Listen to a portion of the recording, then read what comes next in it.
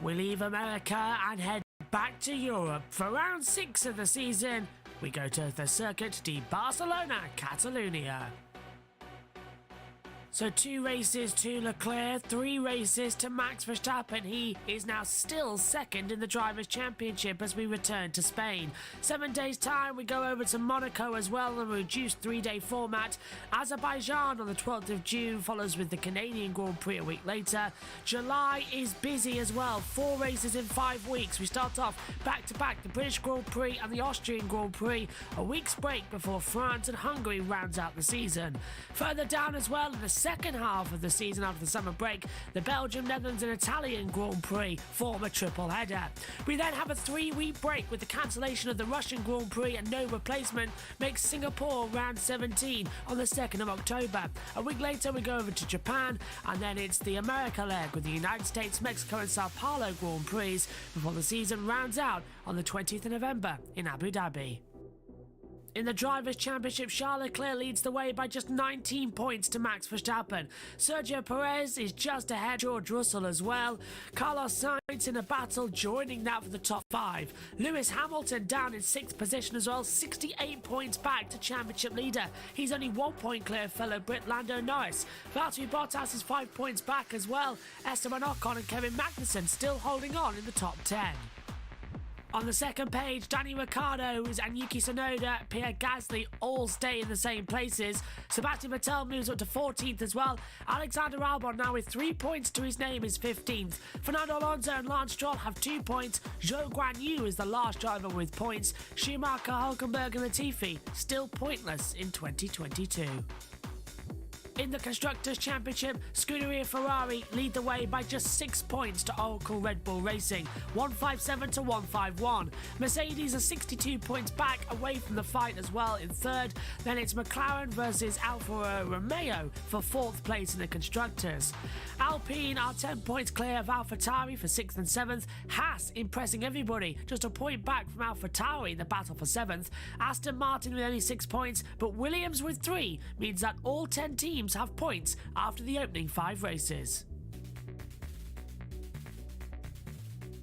The 5 red lights will be coming on shortly. It's time for the Spanish Grand Prix at the Circuit de Barcelona, Catalunya. The sun may be shining, but who exactly is going to be on top at the end of today? It's the 2022 Spanish Grand Prix, and we are getting ready for all of the action. Hello everybody, welcome to the Spanish Grand Prix. So, once again, for the 13th time as well, it is Charles Leclerc who takes pole position, but alongside him on the front row, his championship rival of Max Verstappen. But to catch you up with what happened in practice, Charles Leclerc topped all 3 sessions as well.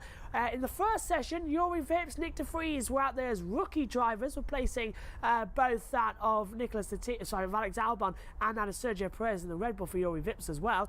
Robert Kubica was out there as well to do a few test runs. No red flags and no spins. Everyone was very calm and cautious as well. All the action really kicked up when we got to qualifying. So here's all the highlights from qualifying for the Spanish Grand Prix.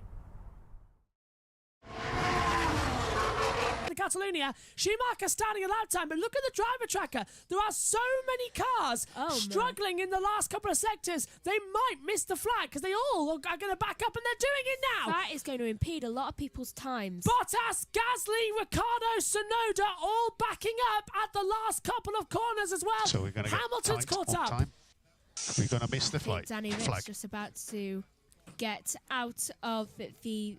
I really hope that Danny Rick doesn't go into the endangered zone since he's only just started a lap time. Josh has got news in the pits.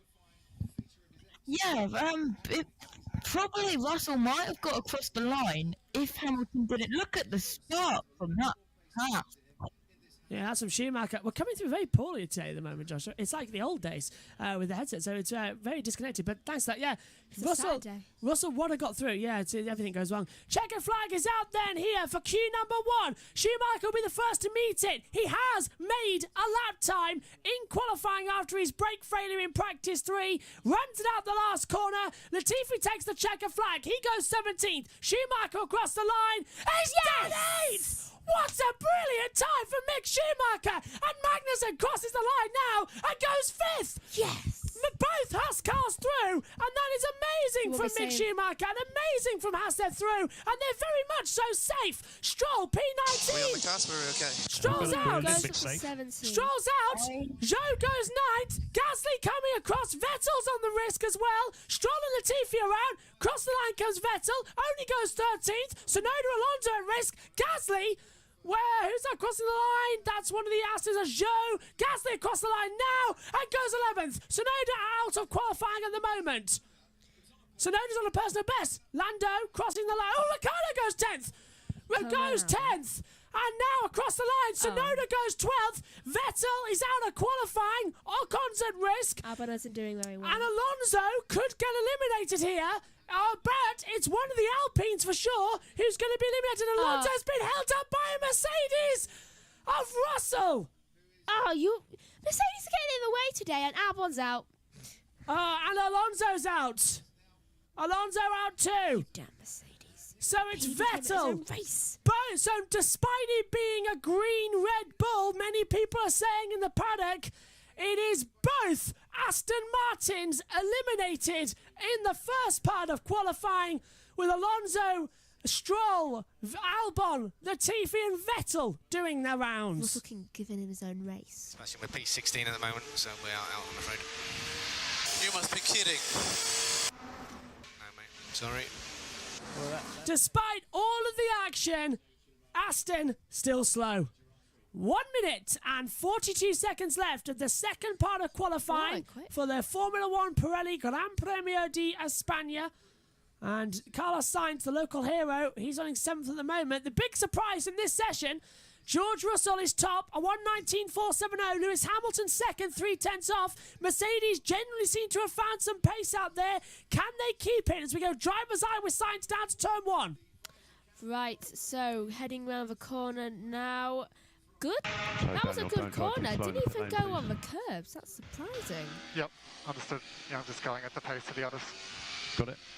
Mega. Absolutely mega there. Minute. Up to turn 4. He's only 8 hundredths off the pace of Russell. 0.085 the gap between the two. Into turn 5 at the Sayat corner, taking the inside line quite tight. Schumacher is down as well in the first sector. Sainz improving though. Sector 2 looking good as well as they come through the back half of the track once again. Meg's prediction, I reckon we could see a mega change at the top. I hope that we do, and I hope that Haas make it through. It's going to be tight.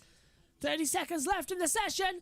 Down we go into the braking zone. Sainz is a 10th down. So he might go second here, but Russell might genuinely start taking the line You're for about the a 10th session. car, I think, in the queue. Right, the lead so- car, Ocon and Sainz, they're approaching turn 10 now. There's 2 minutes to the flag. It's only going to be third time this year Mercedes has Oh. topped the session. Here we go, Megs. Gasly is green sectors 1 and 2. Sainz is across the line and he's 17 thousandths of a second faster than Russell. Checkered flag is out, so Sainz is top. Schumacher takes the line, stays 9th, but there's a load of fast drivers just behind him. Gasly is next up. Bottas goes 6th. Here's Gasly across the line. 15th at the moment, goes to 13th. Gasly's out of qualifying. Here comes Yuki Tsunoda. He's 12th. He's out of qualifying. Everyone's slow out there. They're all getting held up in that last They're all sector. doing greens, and yet they're slow. Mag! K-Mag! Magnussen goes 4th. Zhou goes 15th. No one get out of the drop zone. The two McLarens might really be in trouble here.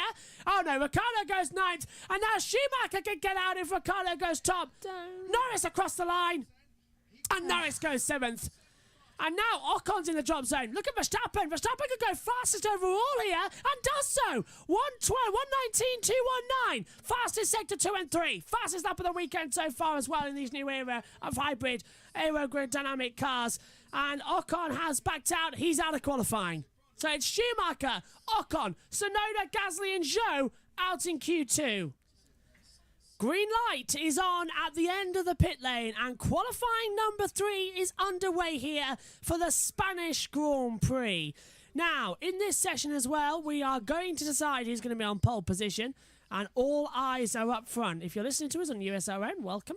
If you're listening to us as well on the highlights programme in tomorrow morning before the pre-show, welcome to you as well. We're all getting ready as well. Alongside me is Megan Birch, and down in the pit lane for us, as he has been all day, is Josh Place. Josh, good afternoon once again.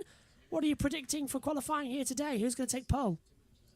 No idea. The Hasses are looking really, really strong, but I don't think they're strong enough to take pole. But it would be nice to see them in the top half of the top 10. Could one of the Mercedes? I would love to see Russell take a pole and win here in Barcelona. Megan, who's going to take pole? Sainz. Oh, that's a I'm good one. hopeful. I would agree. I would have to agree. He's been looking quick, but Leclerc's been faster as well. And who's going to get the toe down the start-finish straight as well? So Leclerc has gone out behind Sainz. So Sainz is giving the toe to Leclerc here, and Russell's gone out behind them. So it's now going to be about the toe game. Remember what we've seen so far in this season as well? It's going to be quick. Carlos Sainz, the only driver in Ferrari Red Bull teams yet to be on pole position this year. Perez did it. Verstappen did it. Leclerc's done it as well, and he hasn't taken pole yet. He needs to, and it's home race. That would just make it a lot more meaningful, I would think. I agree. I concur. Let's go to the chat quickly, because SHT says, I will go with Max. The Little Owl says, in the non-motorsport news, Mbappe is to stay at PSG after signing a new 3-year contract. Is that what came up on my phone a little while ago? Probably. That's non-motorsport news, which is glad to hear. Glad to see you. Ted! Be wishing for everything that McLaren think they could have got. I understand Lando Norris. I expect to see him out and doing the walk of shame down to the weighbridge. He didn't, because McLaren were arguing with the FIA about how they felt that was very harsh. Is what Karun told us there, Crofty. As you can understand it. So they told Lando, stay in the car while they have a discussion with race control, or the stewards, or the new race director, Eduardo Freitas. It is his first race here. But that came to nothing.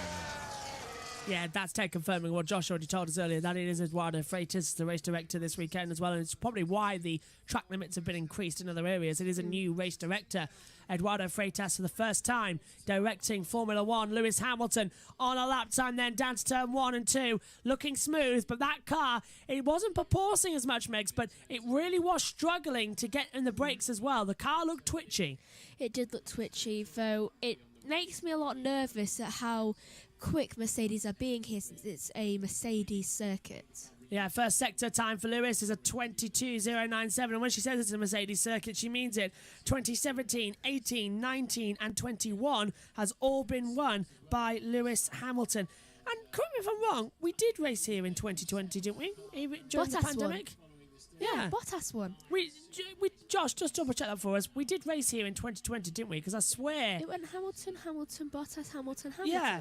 I'm 100% certain that the 2020 Well, maybe you got a race mistake in here. was won by Bottas. Yeah. It's even said on there on the screen. Yes. So Bottas won one. And we did. We were here. Yeah. That means you've got a mistake in it. Of the 2020 calendar, 14th to 16th of August. Thank you very much. I knew we were here, so the book's wrong. Hamilton across the line then, does the fastest time so far, a 1:19.664. That's poor compared to what we've been seeing. Let's see then. Yes. Here comes Carlos Sainz to the line. What can he do? On home soil, provisional pole goes to him. 1:19.43. Oh, Leclerc spun. Coming out of the chicane, and he was fast in the second sector. So Leclerc has lost his own best time. Advantage Sainz as Russell does a 1:19.603. I'm not the only one that sees that every time there's a problem, there's a Mercedes nearby, right? Yes, yeah, you're not the only one who sees it. Look at Verstappen though. Verstappen can still spoil the party. Perez goes second, 1:19.486. Verstappen to the line, fast sector 1, okay, sector 2, fast sector 3. He's 3/10 clear then Sainz, a 1:19.0, a 1:19.073. In that now, last year in qualifying was a 1:16.714, but with the car supposed to be, 4 seconds a lap slower? That's insanely quick. That is insanely quick, and Danny Rick goes into 7th with a 1:20.297. Here's a replay of Leclerc spinning, just catches the curb, and No chance of saving it. yeah, it was gone. Though he had to kind of wait for a bit more because Russell had to pass him, which honestly did not do any better for the time. There's always a Mercedes nearby. So that's why Russell could probably go faster as well. He's 5/10 down, but could go quicker. So it's all still to play for. Josh, your thoughts on that first segment? Oh, yeah, there you go. Might be a good idea to turn my mic up. Yeah, it's been very interesting. Just focusing on it. Don't know what the marshals are doing. There might have not been a car like that close to Leclerc, but there was no official yellow flag for that spin for Leclerc. Yeah, we put on the yellow flag with the graphic, but that must mean that Russell keeps his lap time then. Hopefully. But crucially, that's put Leclerc on no time with a long way to go. Haas is 2 seconds slower after the first ones. Yes, they are. I just saw that myself. Magnussen 8th, Schumacher 9th as well. So it's all going there. Let's take a look quickly then at the battle computer and look at those opening times as everyone comes into the pits. Yeah. Ted. Confusion as to this getting yourself gaps at the end of the pit lane, this new rule that, as we heard earlier in the session, drivers have been clamped down on by the new race control and the new race director. Leclerc was saying, look, what do I do? Now I haven't got a gap. And they said, well, look, you'll just have to sort yourself out at the end of the lap. So I don't know whether that contributed to it, but maybe Charles' mind before his run and that spin wasn't fully on the task in hand. Thanks, Ted. So that's why he was trying to get a gap for the next lap, and it didn't work out. Leclerc was fastest, though. Look in all the sectors so far. 29.4 in that second sector. He was fastest overall, so he would have definitely had that time. Verstappen then top, 3/10 to Sainz, Perez, Russell, Hamilton, top 5, Bottas, Ricciardo, Magnussen, Schumacher, and Leclerc in the top 10. Not bad at all.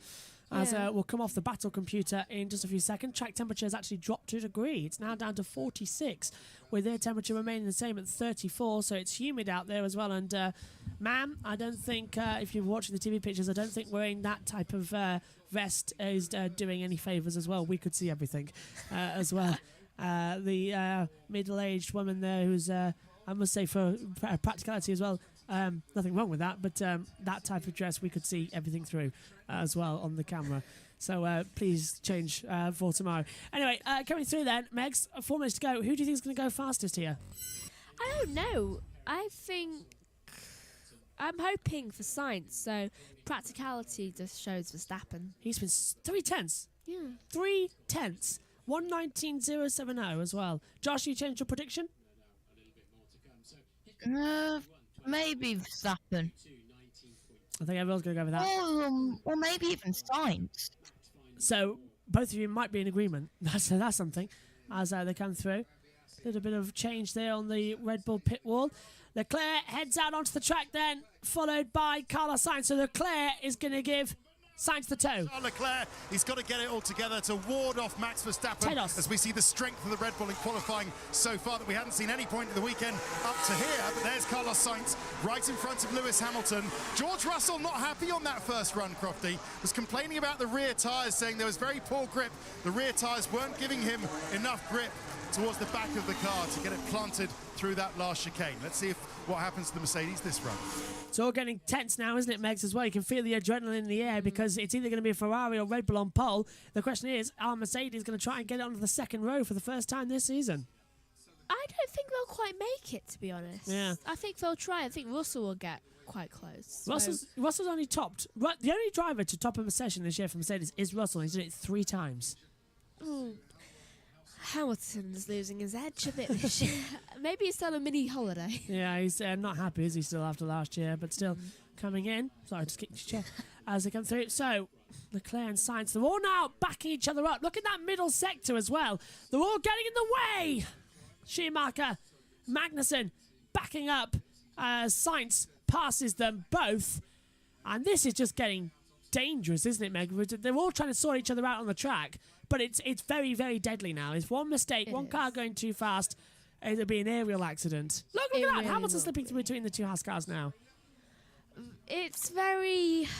I keep thinking, how do I say a certain word? Because I can't think of the meaning. I'll just describe it. Go on. Do you know when you feel that tension in nervousness? Yeah. Apprehension? Yes. That's the one, yeah. I knew we'd get there eventually. 2 minutes to go then in qualifying 3. Here's the drone shot. If you're watching along with us down at turn 12 as well, it is a drone and it looks absolutely fantastic. I really want them to do the start with it at some point in the future as well. Helicopter camera though still circulating above. Right, lap times have started and Leclerc's got no toe, Megs. He's going freelance.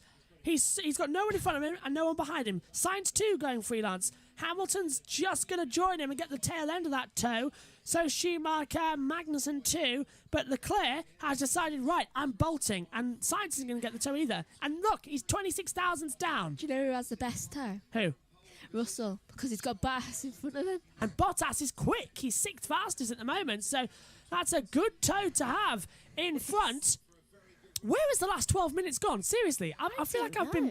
This hour of qualifying has flown by. I honestly feel like I've blinked. I feel like every single time I blink, it's the end of a session. I know. And that might be good, actually, for IndyCar coming up. So, I honestly, just blink, and there it is. It's like, oh. If you're on USRN, you can tune in on the Mixlr app on USRN. Type in that and you can watch the start of qualifying for IndyCar. Matthew Owens is commentating. Matthew and Megan will be taking you through the first 90 minutes of that quali. I'll be with you later. Here comes Charles Leclerc then, fastest in the second sector. Hasn't spun it this time. No power. Oh, Verstappen's got no power. Verstappen's got no power as Leclerc goes fastest. 1:18.750. And the Spanish fans erupt as here comes Carlos Sainz, who's on a poor first sector, an okay second sector. Can he put it on the front row of the grid? No, improves on time, not position, and look at that! Look at Russell! Fastest first sector! And he's dropped 2 tenths. He's dropped 2 tenths.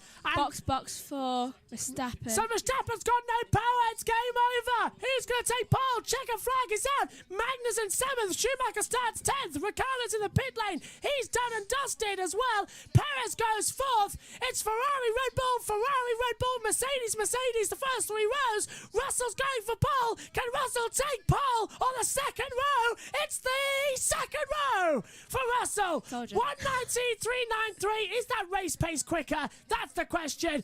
Everyone else has set their lap times. Hamilton down in 6th place again, now qualified by Russell. It is Charles Leclerc with his 11th pole position in his career here, and it's back to back. After taking pole in Miami, he takes pole here in Spain. Let's take a look around the Circuit de Barcelona Catalunya here in Spain. A 2.892 mile circuit, 16 turns in total, been on the calendar since 1991, and it is a real challenge for the drivers. Exiting the last corner then of New Holland, starting the lap downhill towards turn number 1. Open up the DRS zone as well, get a good slipstream down the longest start-finish straight in Formula 1. Heavy on the braking zone, all the way down into 4th gear. Hug the inside curve to the right, flick the car to the left for turn 2, and then the long sweeping right-hander turn 3. The apex ever drawing you in towards the inside line as well. Into Repsol then at turn 4. Again, 4th gear corner, inside towards the right, let the car drift out wide before turn 5, a very tight, twisty downhill segment of the track that coops in towards the left. Don't go too wide though, you'll lose a lot of time. Into turn 6 and then 7 and 8, the chicane area as well. Uphill, a lot of cars often spin here in first practice. Into Campsa then at 7th gear, flat out through the inside line towards the right. Open up the DRS zone once again and hurtle down towards turn 10 at the La Caxale. Hard on the brakes, 3rd gear corner, rising up to 4th gear at the exit. Power on mid-exit as well. Into turn number 12 then. Flick the car towards the left once again. Now towards the right as you head down towards the chicane. Right again, then left-right to complete the lap. These nasty sausage curves rumoured to be going next year as well. The car wants to understeer and oversteer at the same time. Massive twitches. Into New Holland then. 5th gear, 6th gear. Open up the DRS, fire it towards the line. And that is a lap of the Circuit de Barcelona Catalunya.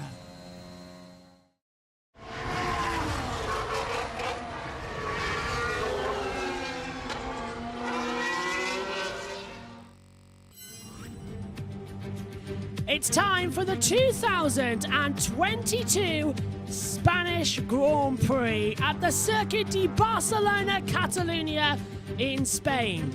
This amazing track has been on the calendar since 1991. It held the longest run of different winners. 9 years running, somebody new took the victory. Lewis Hamilton put a stop to that though in 2017. It's 3 sectors, fast and flowing opening 2. Sector 3 kind of spoils it. Lap record, a 1:18.149 in the race. 29.6 metre elevation change and 16 corners. And down at turn 1 in 2020, it was all Hamilton versus Verstappen. Verstappen paying Lewis back for what he did back at the Portuguese Grand Prix a week earlier.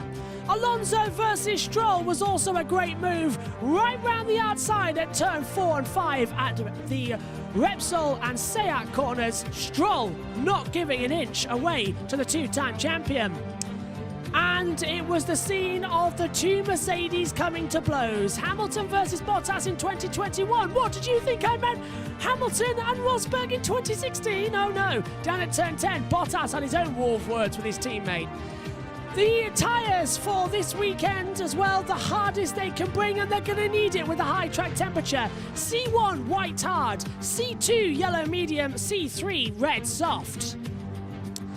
20 cars will line up on the grid then for the Spanish Grand Prix, and this is the starting grid from back to front. Home hero Fernando Alonso starts 20th with a new power unit as well. He's alongside Nicholas Latifi. The 9th row of the grid sees Alexander Albon alongside Lance Stroll. Row 8 sees Sebastian Vettel in 16th. Zhou Guanyu starts in 15th place. Row 7 sees Pierre Gasly start 14th and Yuki Tsunoda start 13th, and all AlphaTauri 7th row. Row 6, Esteban Ocon is 12th and Lando Norris starts in 11th. On the 5th row of the grid, Mick Schumacher makes his best qualifying alongside Danny Ricciardo starting 9th. On the 4th row, Kevin Magnussen starts 8th. Both Haas cars through to Q3 for the first time in 5 years, alongside Valtteri Bottas in 7th. The 3rd row is where it really heats up. Lewis Hamilton starts 6th alongside Sergio Perez in 5th. The 2nd row of the grid, George Russell is 4th, Carlos Sainz is 3rd. And on the 1st row of the grid, the two championship protagonists, Max Verstappen is 2nd in the title, and on pole position for the 12th time is Charles Leclerc. Megan Birch alongside me at the moment in the commentary box. Megan, it's hot. Track temperature is at 49 degrees. Air temperature 36 degrees. It is breaking hot and it feels it. It is, and I do think there's something wrong with my headset, because remember, Dad did wear it yesterday, and he has it a lot louder than I do. How's that? Hold on, speak again. Is that better? A little, though I don't know what's the matter with it. It might be how it's positioned. Yeah. Dad, I hate it when Dad wears my headset because he messes it up always. Oh, that's nice. Can you hear me at least? That's the main thing. Yeah. That's fine then.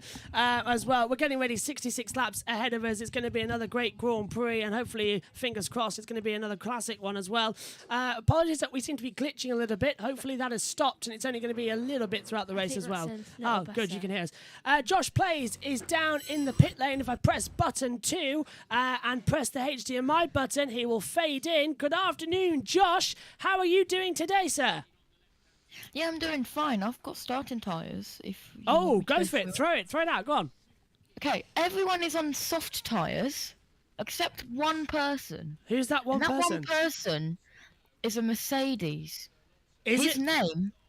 He is a 7-time world champion. His name is Lewis Hamilton. Lewis Hamilton taking the brave option and being the only driver to start on the medium compound tyre. It's 3 o'clock here as well, which means it's time to hit the F button and the formation lap to begin here for the Spanish Grand Prix as well. As they come through. And we lost internet on the iPad as well, so we haven't got any team radio. Megs, just swap headsets, talk us through the speed traps.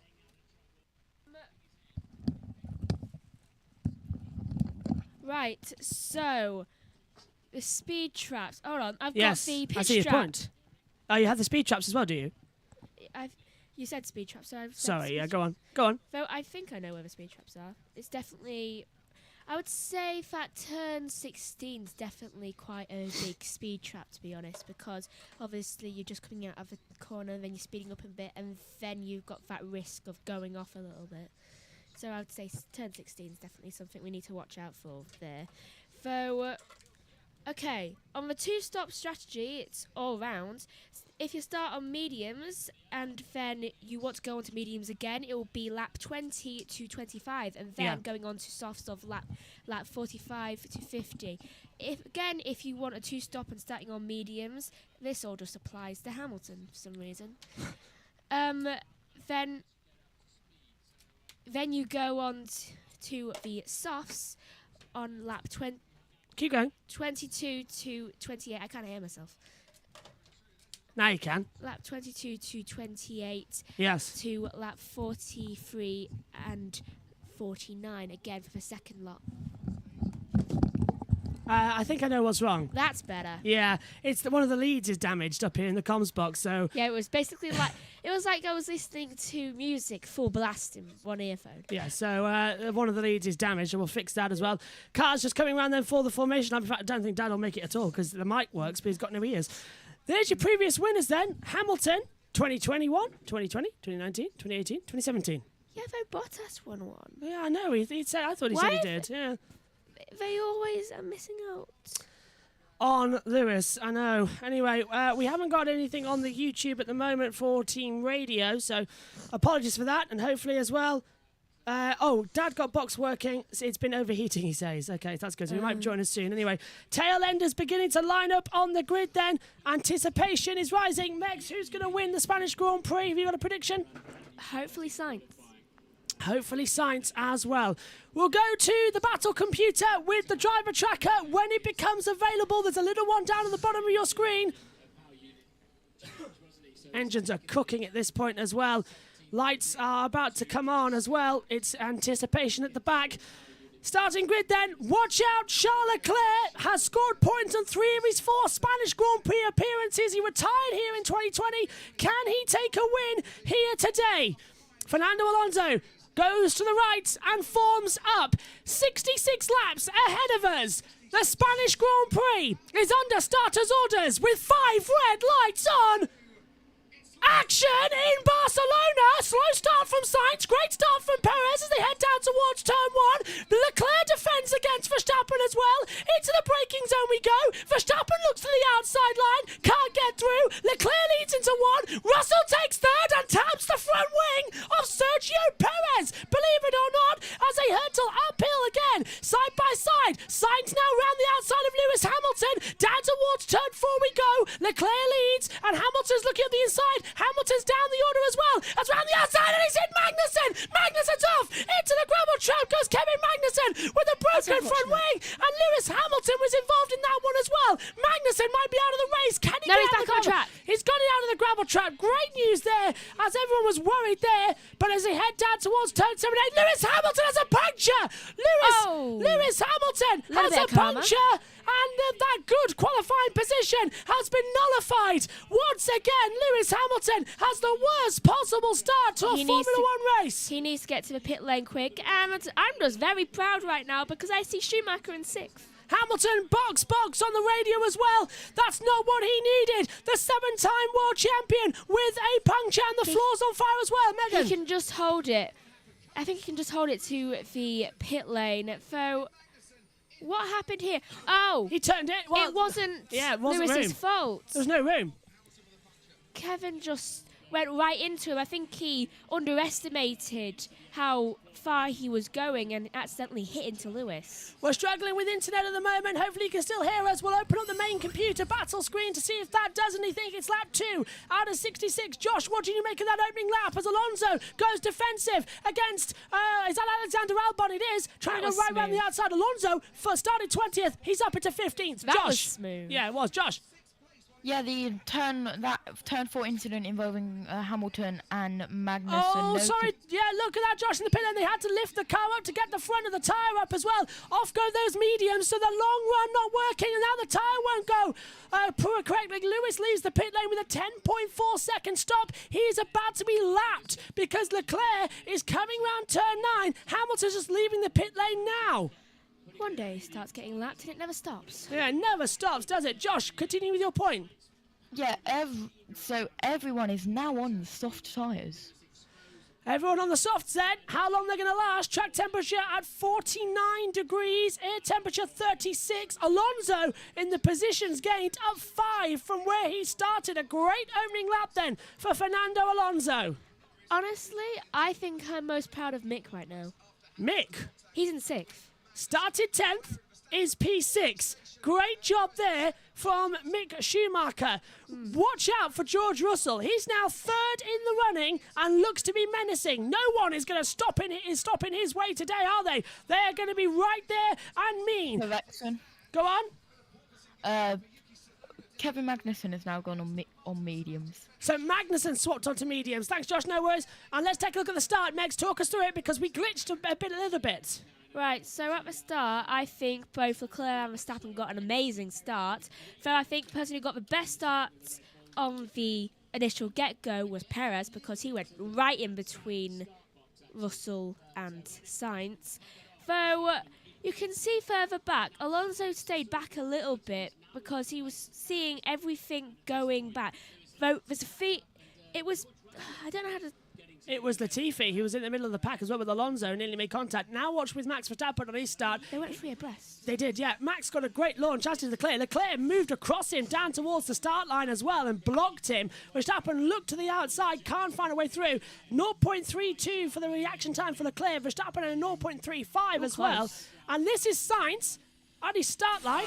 Hit anti-stall. I tried to throw the fader up, but Martin's talking. Yeah, he went in. Sainz went into anti-stall as well. It just lost him loads of positions at once, but it's affected Lewis Hamilton the most. If you're just joining us on USO Red or on YouTube as well, contact between Sainz and Perez. Perez was getting really kicked close. everywhere. Perez got front wing damaged by Russell, then another sideways damage. That's it from Lewis Hamilton. Got a bit hit. No, Lewis, I think you hit him. No, it actually wasn't. Let's take a look. Magnussen around the outside, turning in. That was Magnussen's fault. Yeah, that was a stupid move from Magnussen. Lewis just grabbed me. He knew what he was doing. Yeah. So He didn't Kevin even thinks that was move. intentional. We'll have a look at the steering wheel angle. Yeah, Lewis didn't move. He was going round a corner. He's not going to risk that. That's 6 of one and half a dozen the other, in my opinion. That might have been a 50-50.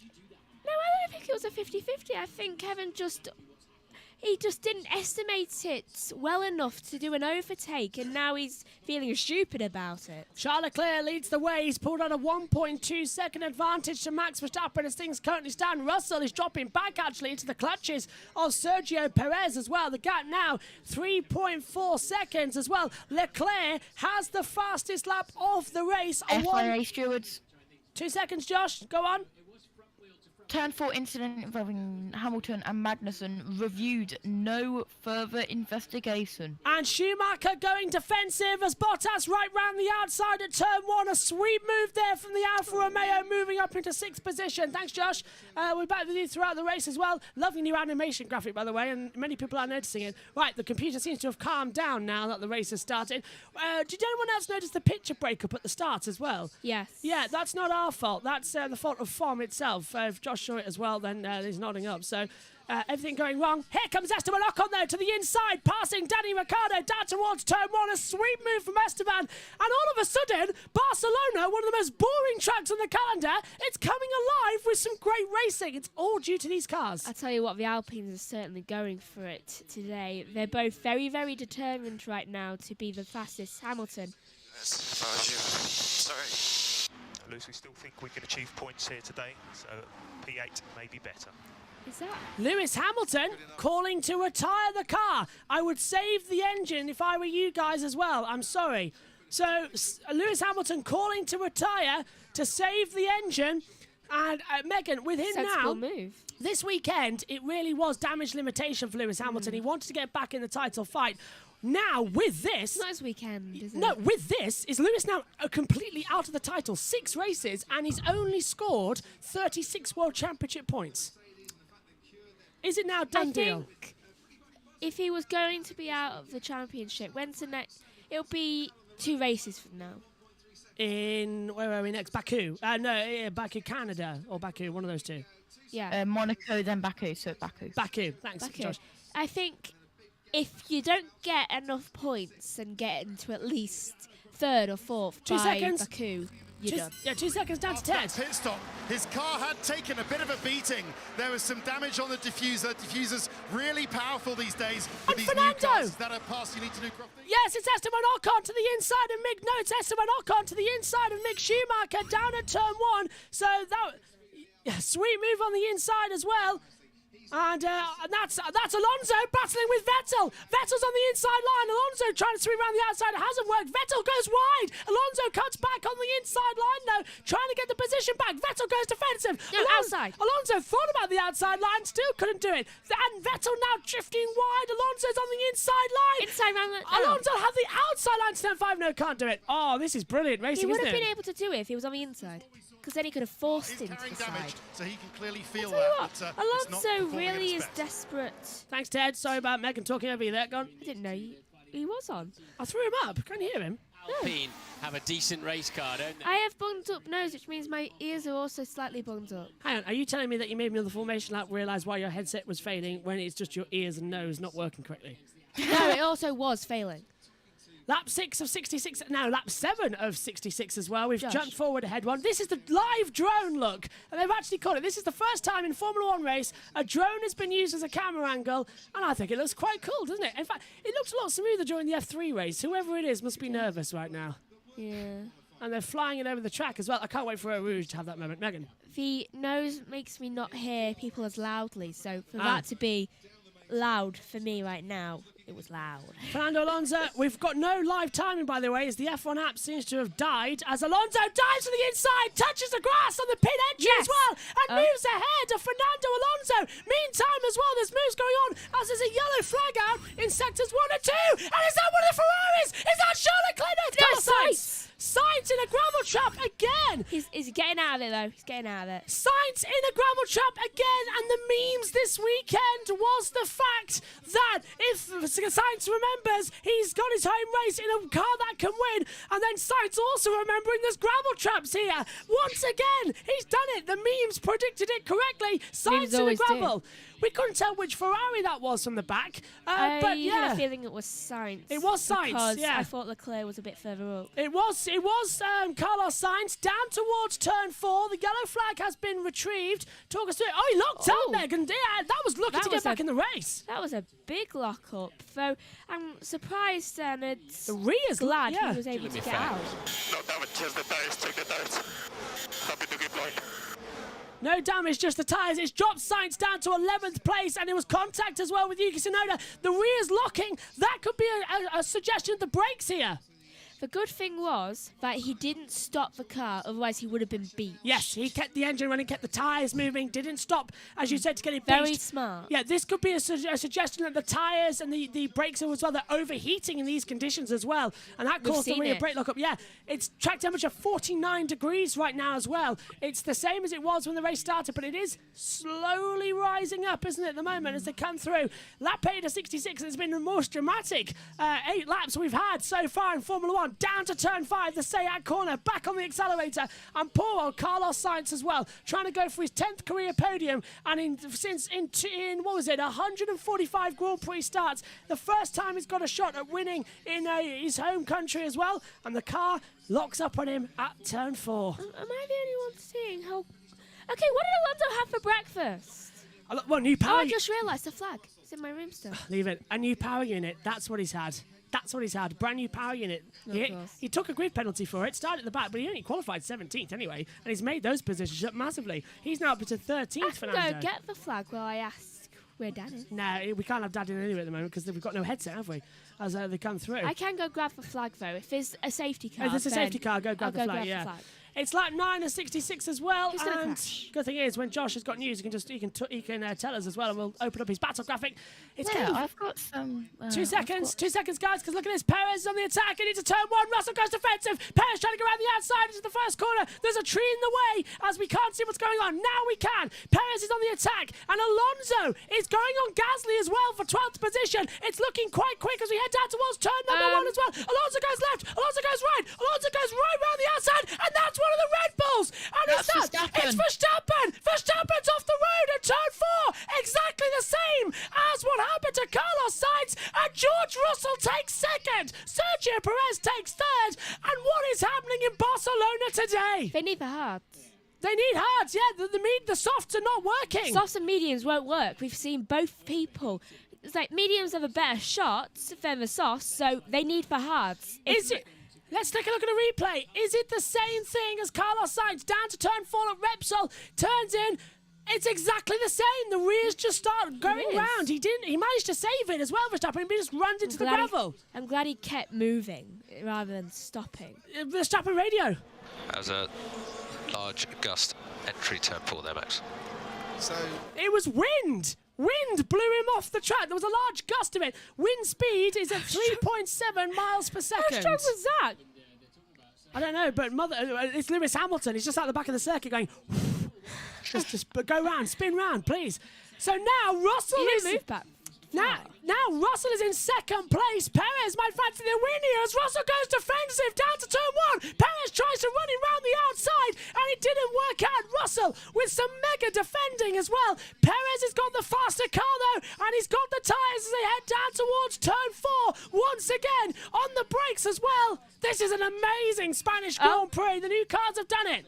Lando passes Mick Schumacher. I've been seeing that one build up for a while and right now we're looking at, it looks like Russell and the 2 Red Bulls. Luckily, Verstappen didn't go back too far. Here's a replay of... That looks like a team order. Lando passing Danny Rick. That looks like team order to me. Seriously?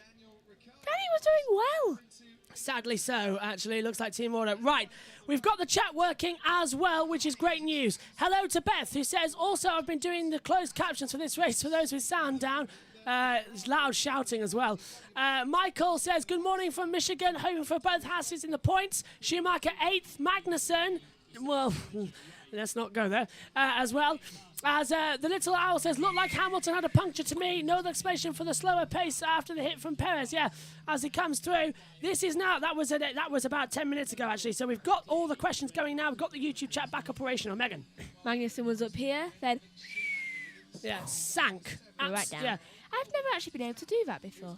That's whistle sound. There you go. Right, this is Verstappen. He's got the DRS on Sergio Perez. Perez again looks to the inside. Russell defends. And let's bring Josh in for a second, actually, as well. Because, guys, we've always been saying here the fact that the Spanish Grand Prix is one of the most boring races on the calendar. These new 2022 cars have made it so exciting. And how much of the temperature is also playing into factor? A lot, I would say. Someone does heat up the tyres a lot, though. I just can't believe what I just seen. What have you seen?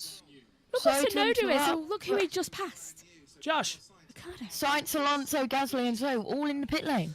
And that's lap 11 of 66. As there's the team order. Sergio Perez lets Max Verstappen through at turn 6 as well. So Verstappen been let through by his teammate. Now Perez is on 66 points, Verstappen 85. So they've clearly already called the team order.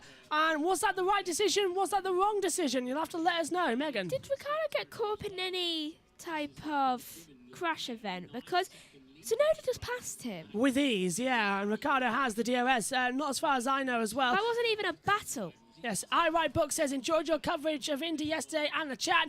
Keep it active here today. Thanks to, and nice to see you actually, I Write Book as well. As this is Yuki Tsunoda, Megan, passing Danny Ricciardo. Tsunoda on the soft and tyres, so is Ricciardo. And he just breezed through like he wasn't there. Danny should have defended that. He always defends it. He had enough room to defend. Breezed through like he was standing still. Ted. See the first stops. I think now we're going to see everybody reacting. McLaren coming out into the pit lane for one of their drivers. I'd imagine it'll be Lando Norris, but let's wait and see. Carlos Sainz, team radio. Russell. Well, I've got a call power warnings. I've got no one in front of me. So they're real. Alarms are real. Oh my! Oh my! So George Russell has alarms saying as well, why have I got cool car alarms? Because they are real. He's got to cool the car. Air temperature 36 degrees, track temperature 49. Into the pit lane comes Yuki Tsunoda, Danny Ricciardo, and Alexander Albon as well. It'll be an unsafe release, but it was a very close run thing.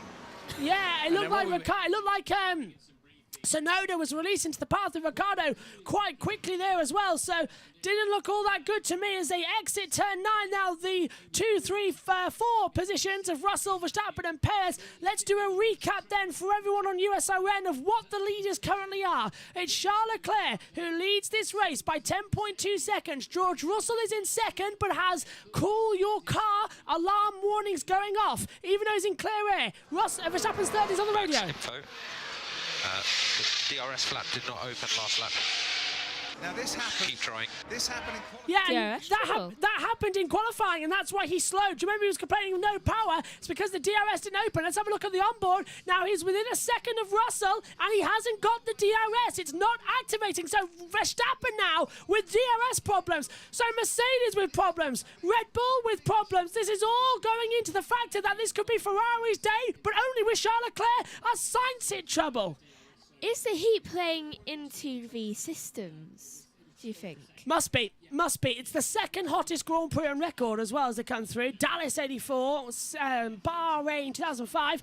Green, there's the green LEDs look on the side of the guns that Ted was telling us about in practice as well. So Norris had a 2.5 second stop. Mick Schumacher comes in now as well. Latifi pits too. Now Norris is going to get out ahead of Carlos Sainz in terms of the pit stop as well. Down to turn 1. Norris will just have the position. Sainz is going to be much faster though through the corners, but Norris keeps him off and shuts the door. Schumacher comes back out in about 14th position, defending from Pierre Gasly. That was a quick pit stop from Haas there. They're obviously really trying to make up for the fact that Magnussen's basically equivalently out. Yes, indeed.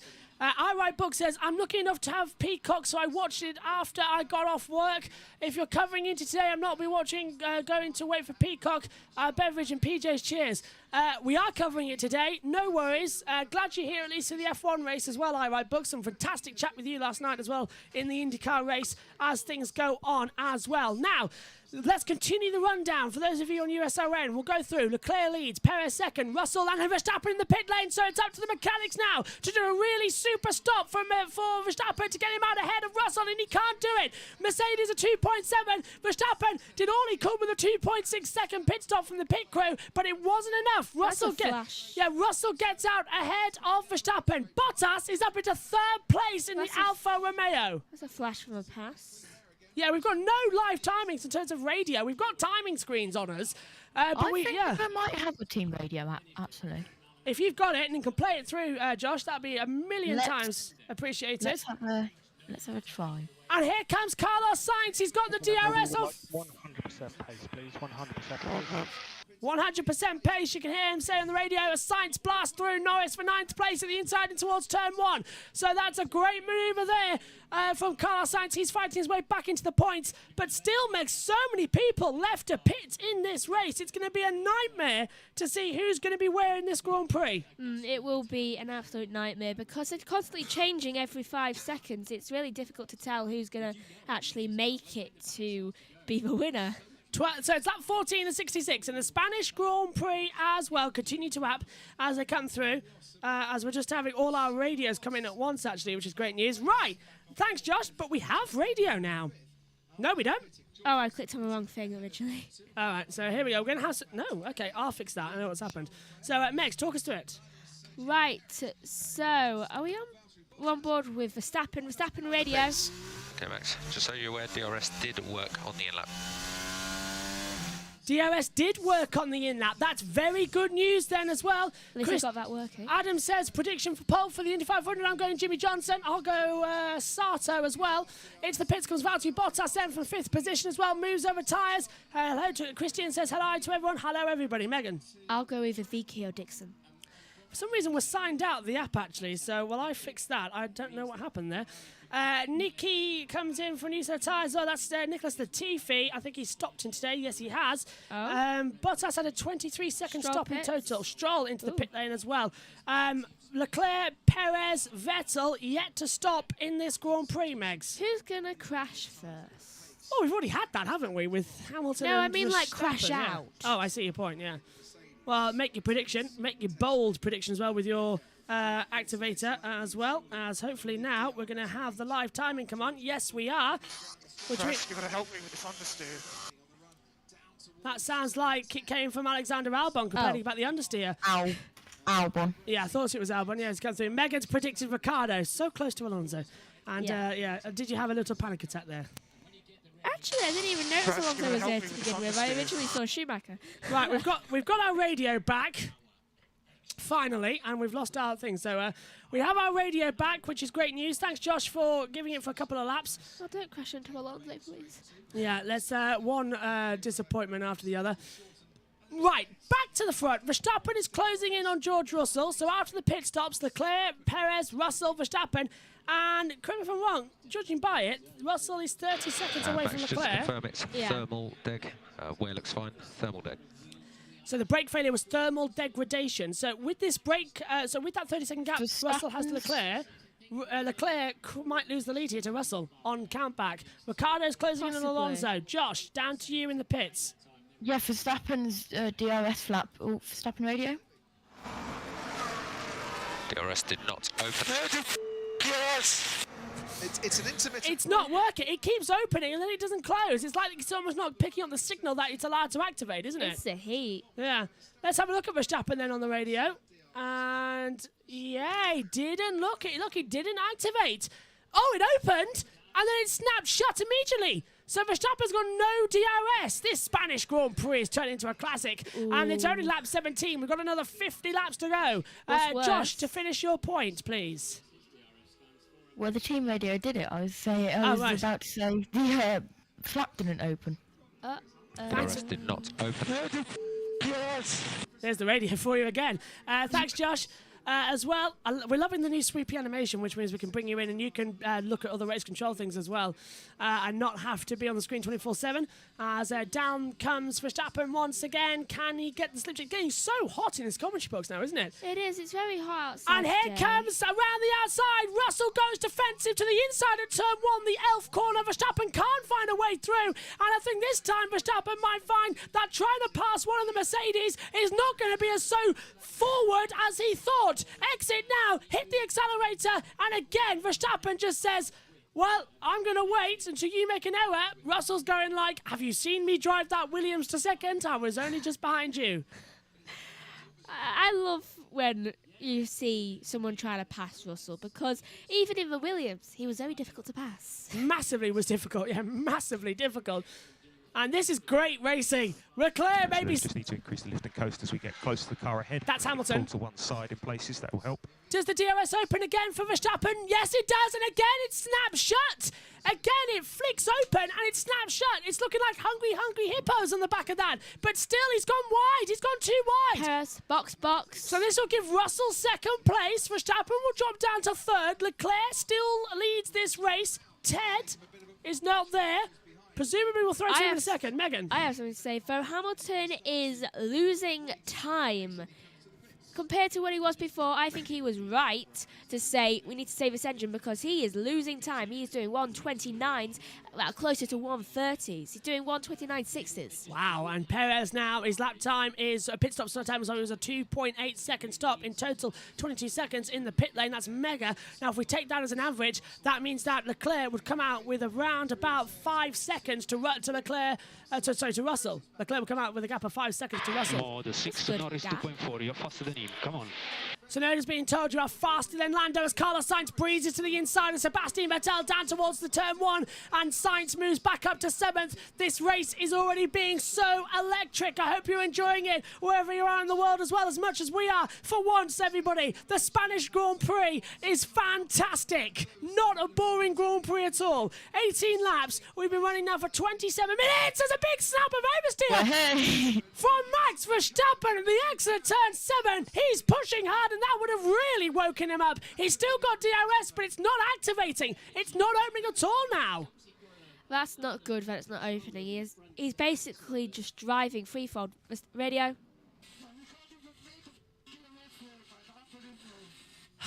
Max is really annoyed now that there's no DRS, and he's starting to take it out on the team. This is something we saw back in Bahrain. He's doing the Tsunoda approach. Yeah, if he starts blaming...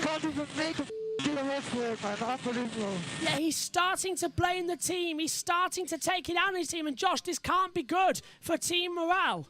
Yeah, but the DRS is open now. Yeah, now it's open. That's turn one. Trying. Yeah, Russell defends again on the inside line. Verstappen can't get through in towards turn number 1, but he's much faster out of turn 3. Russell goes to defend him on the inside line. Verstappen lifts a little bit, round 3, to try and get a run down towards Repsol. It's not opening. Well, it was open down the start-finish straight, but you've got to be in the DRS zone, haven't you? So that's... I know, but yeah. I saw it. It wasn't opening that much as it should have. Yeah, it looks like it's half stuck, doesn't it, as well? Max don't going think for an something's old-style melted? overtake, says M as well in the YouTube chat. He definitely is, Megan. You don't think something's melted in it, have you? What, like the sensor loom has got too Do you hot and remember it's what blown happened out? to Jack's keys once? When Melted in the heat. The steel melts in the heat, yeah. Yeah, it could do, actually. It's not that unheard of. Track temperature 49. And he was inside. Track temperature 49, air temperature 37, of course, but the temperature inside the cockpit is going to be... This level of management is awesome. Keep going.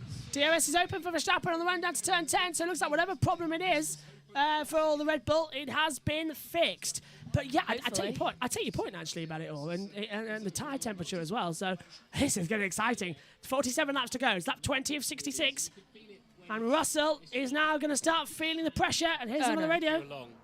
So Perez is on a one-stop. Yeah, and that's Russell confirmed then for a two-stopper. Josh, is that the plan all along?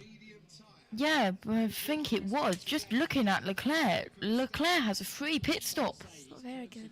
Yeah, no DRS again for Verstappen. So these two are holding each other up. Josh. Leclerc does have a free pit stop, Megs. Hamilton is losing even more time. He's now 2 seconds slower. Then Joe. Wow. And Red Bull look worried on the pit wall as well. Mercedes, Red Bull, any team should be worried. Apart from it seems like So Perez is on a one-stop. There's the moment again on the replay of Max Verstappen just caught the inside curb, and this is one of the Haas. So this is Mick Schumacher right round the outside. Danny Ricciardo's struggling out there today, Megan. He really is. No I think pace. there's only 2 teams that shouldn't be that worried right now. Ted.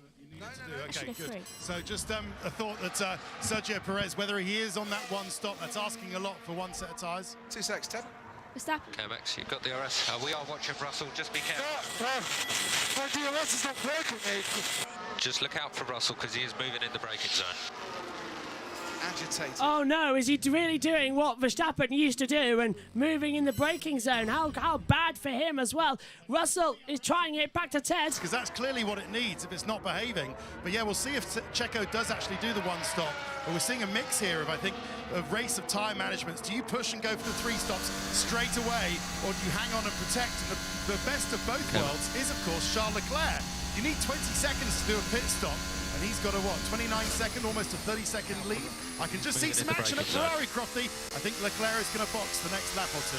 Cheers, Ted. So it looks like Leclerc's going to come into the box, but Megan, you've spotted something about Hamilton again struggling. He is still doing 130s, and as he is a Mercedes, he should be doing a lot quicker than that, which means I think they should retire him with his engine, because he is 2 seconds slower than his teammate. That is not right. There is something wrong. There's been something wrong since he had that contact with Magnussen. And I think it was right to say, can we retire? Also, he needs to change his tyres because he's been on softs for 20 laps. And in this heat, they're not going to last that much longer. He could end up with another puncture. Leclerc could too. He's on 20 laps on a set of softs. Leclerc, box. Leclerc pits. You can tell when the race leader comes in because the battle graphic turns to pit. So still more rear limited. That's So Ricciardo. I don't really have the ability to push on the front either. So here comes Leclerc then. All 4 wheels getting stopped. He gets a free stop as well, and that's a beautiful stop from the Ferrari as well. It's a 2.2 second stop. Montabene as they go down towards turn 1. And where is Russell? Way behind. He's like 20 seconds behind. There he is at the start line. There's Leclerc exiting the pit lane. And Leclerc gets a free pit stop and a brand new set of mediums. And he comes out 5 seconds ahead. Fabulous. Fantastic. Sounds about right. And Josh, how long then, if it's a 2-stop race, how long can these mediums go? Because we're already seeing wear on Verstappen's. Oh, Verstappen radio. Oh, 2 seconds. Max, try pressing the DRS after your curbing. So they maybe So they might find it if you don't press it after the DRS button, Megan. It's official. Hamilton's slower than the rookie Alfa Romeo. Of Zhou Guan Yu. And Hamilton's past Vettel because Vettel's in the pits. Oh, and now Zhou has passed Gasly. So Gasly's... Oh, hang on a minute. Are you telling me that Lewis Hamilton is stuck behind Gasly again? Yeah. How like Emilia Romagna?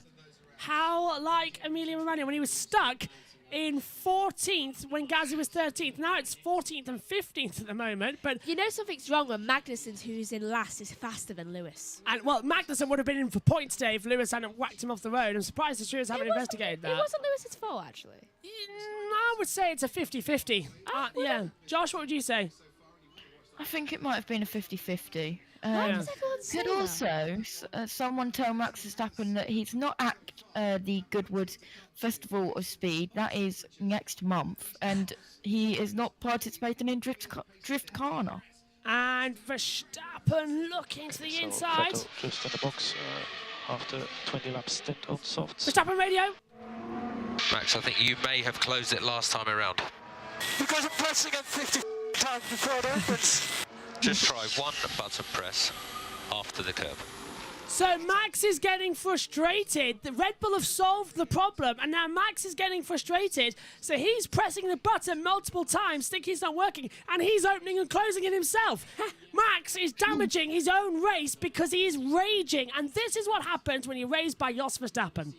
A hothead in the car. Max is a lucky world champion. And this is Lewis Hamilton. Is this to retire? No, this list Lewis pitting. Josh. Yeah, right stop there. A medium's going on currently in 17th and is still stuck behind Gasly, but both of the Aston Martins and the Williams is in both Williams is, yeah. Now he's next to Magnussen. Show radio. We have Ricciardo Schumacher in front on soft, but we're racing for points against Alpine Alonso doing 29.9. Yeah, in terms of what I said about Verstappen being lucky champion, because I got cut off by Lewis coming in the pit lane, yeah, he's a lucky champion. The fact is that he didn't just look into the championship.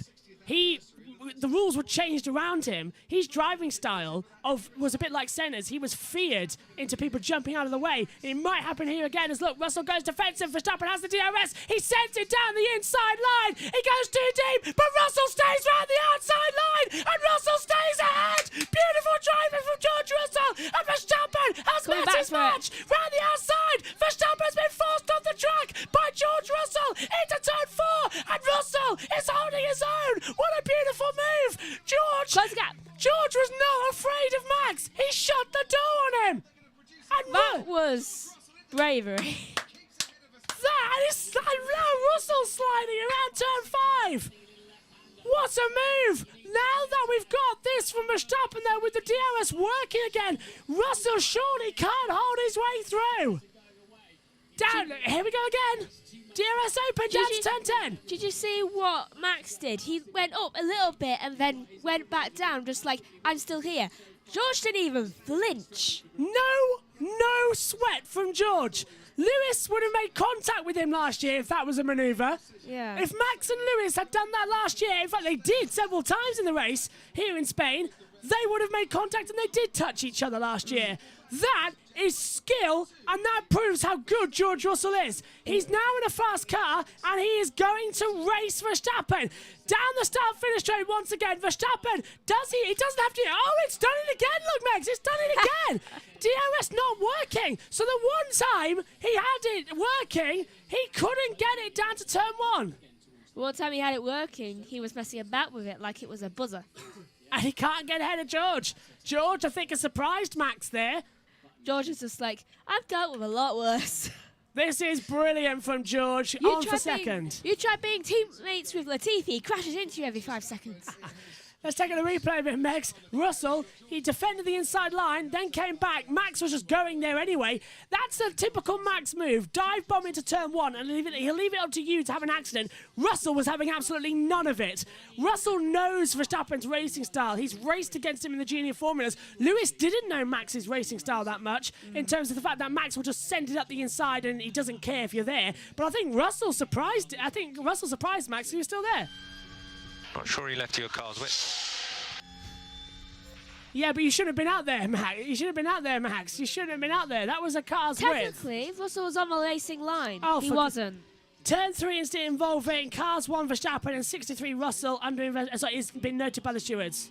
Why? Not sure he left you a car's width. Car's width. Oh yeah, not sure you left your car's width. You weren't on the racing line. Get on the damn racing line if you want a car's width. It's not under investigation. It's just been noted. Josh, what's your thoughts on that? No idea, because I wasn't watching it. I was focusing on Timing. Oh, no worries. Well, you're going to get another shot at it now as Russell goes defensive. Verstappen so fast into turn 1, but Russell, just with some slight manoeuvres, makes keeping the position. Though, that does annoy me. They note it, and yet Verstappen was not on the racing line one bit. No. He was on the verge of going all 4 wheels off the track. Perez radio. Get me Max out of the way so I overtake quickly.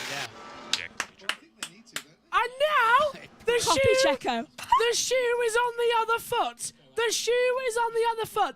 Perez and turn 3, no investigation necessary. They did look at it, no further investigation. So Russell and Verstappen's out of it. But now Perez let Verstappen through. High speed on this instructions fast. So yeah, Perez let Verstappen through. What lap 17? Yeah. And now, about 9 laps later, Perez is back on the blower saying, "Actually, I can overtake fastest. Let me through because Max isn't doing it." You see, he can't do this, so I'll do it, and then I'll prove to you I'm better. Let's wait 2 seconds for now. We're in a different race from them. Why don't you let me by?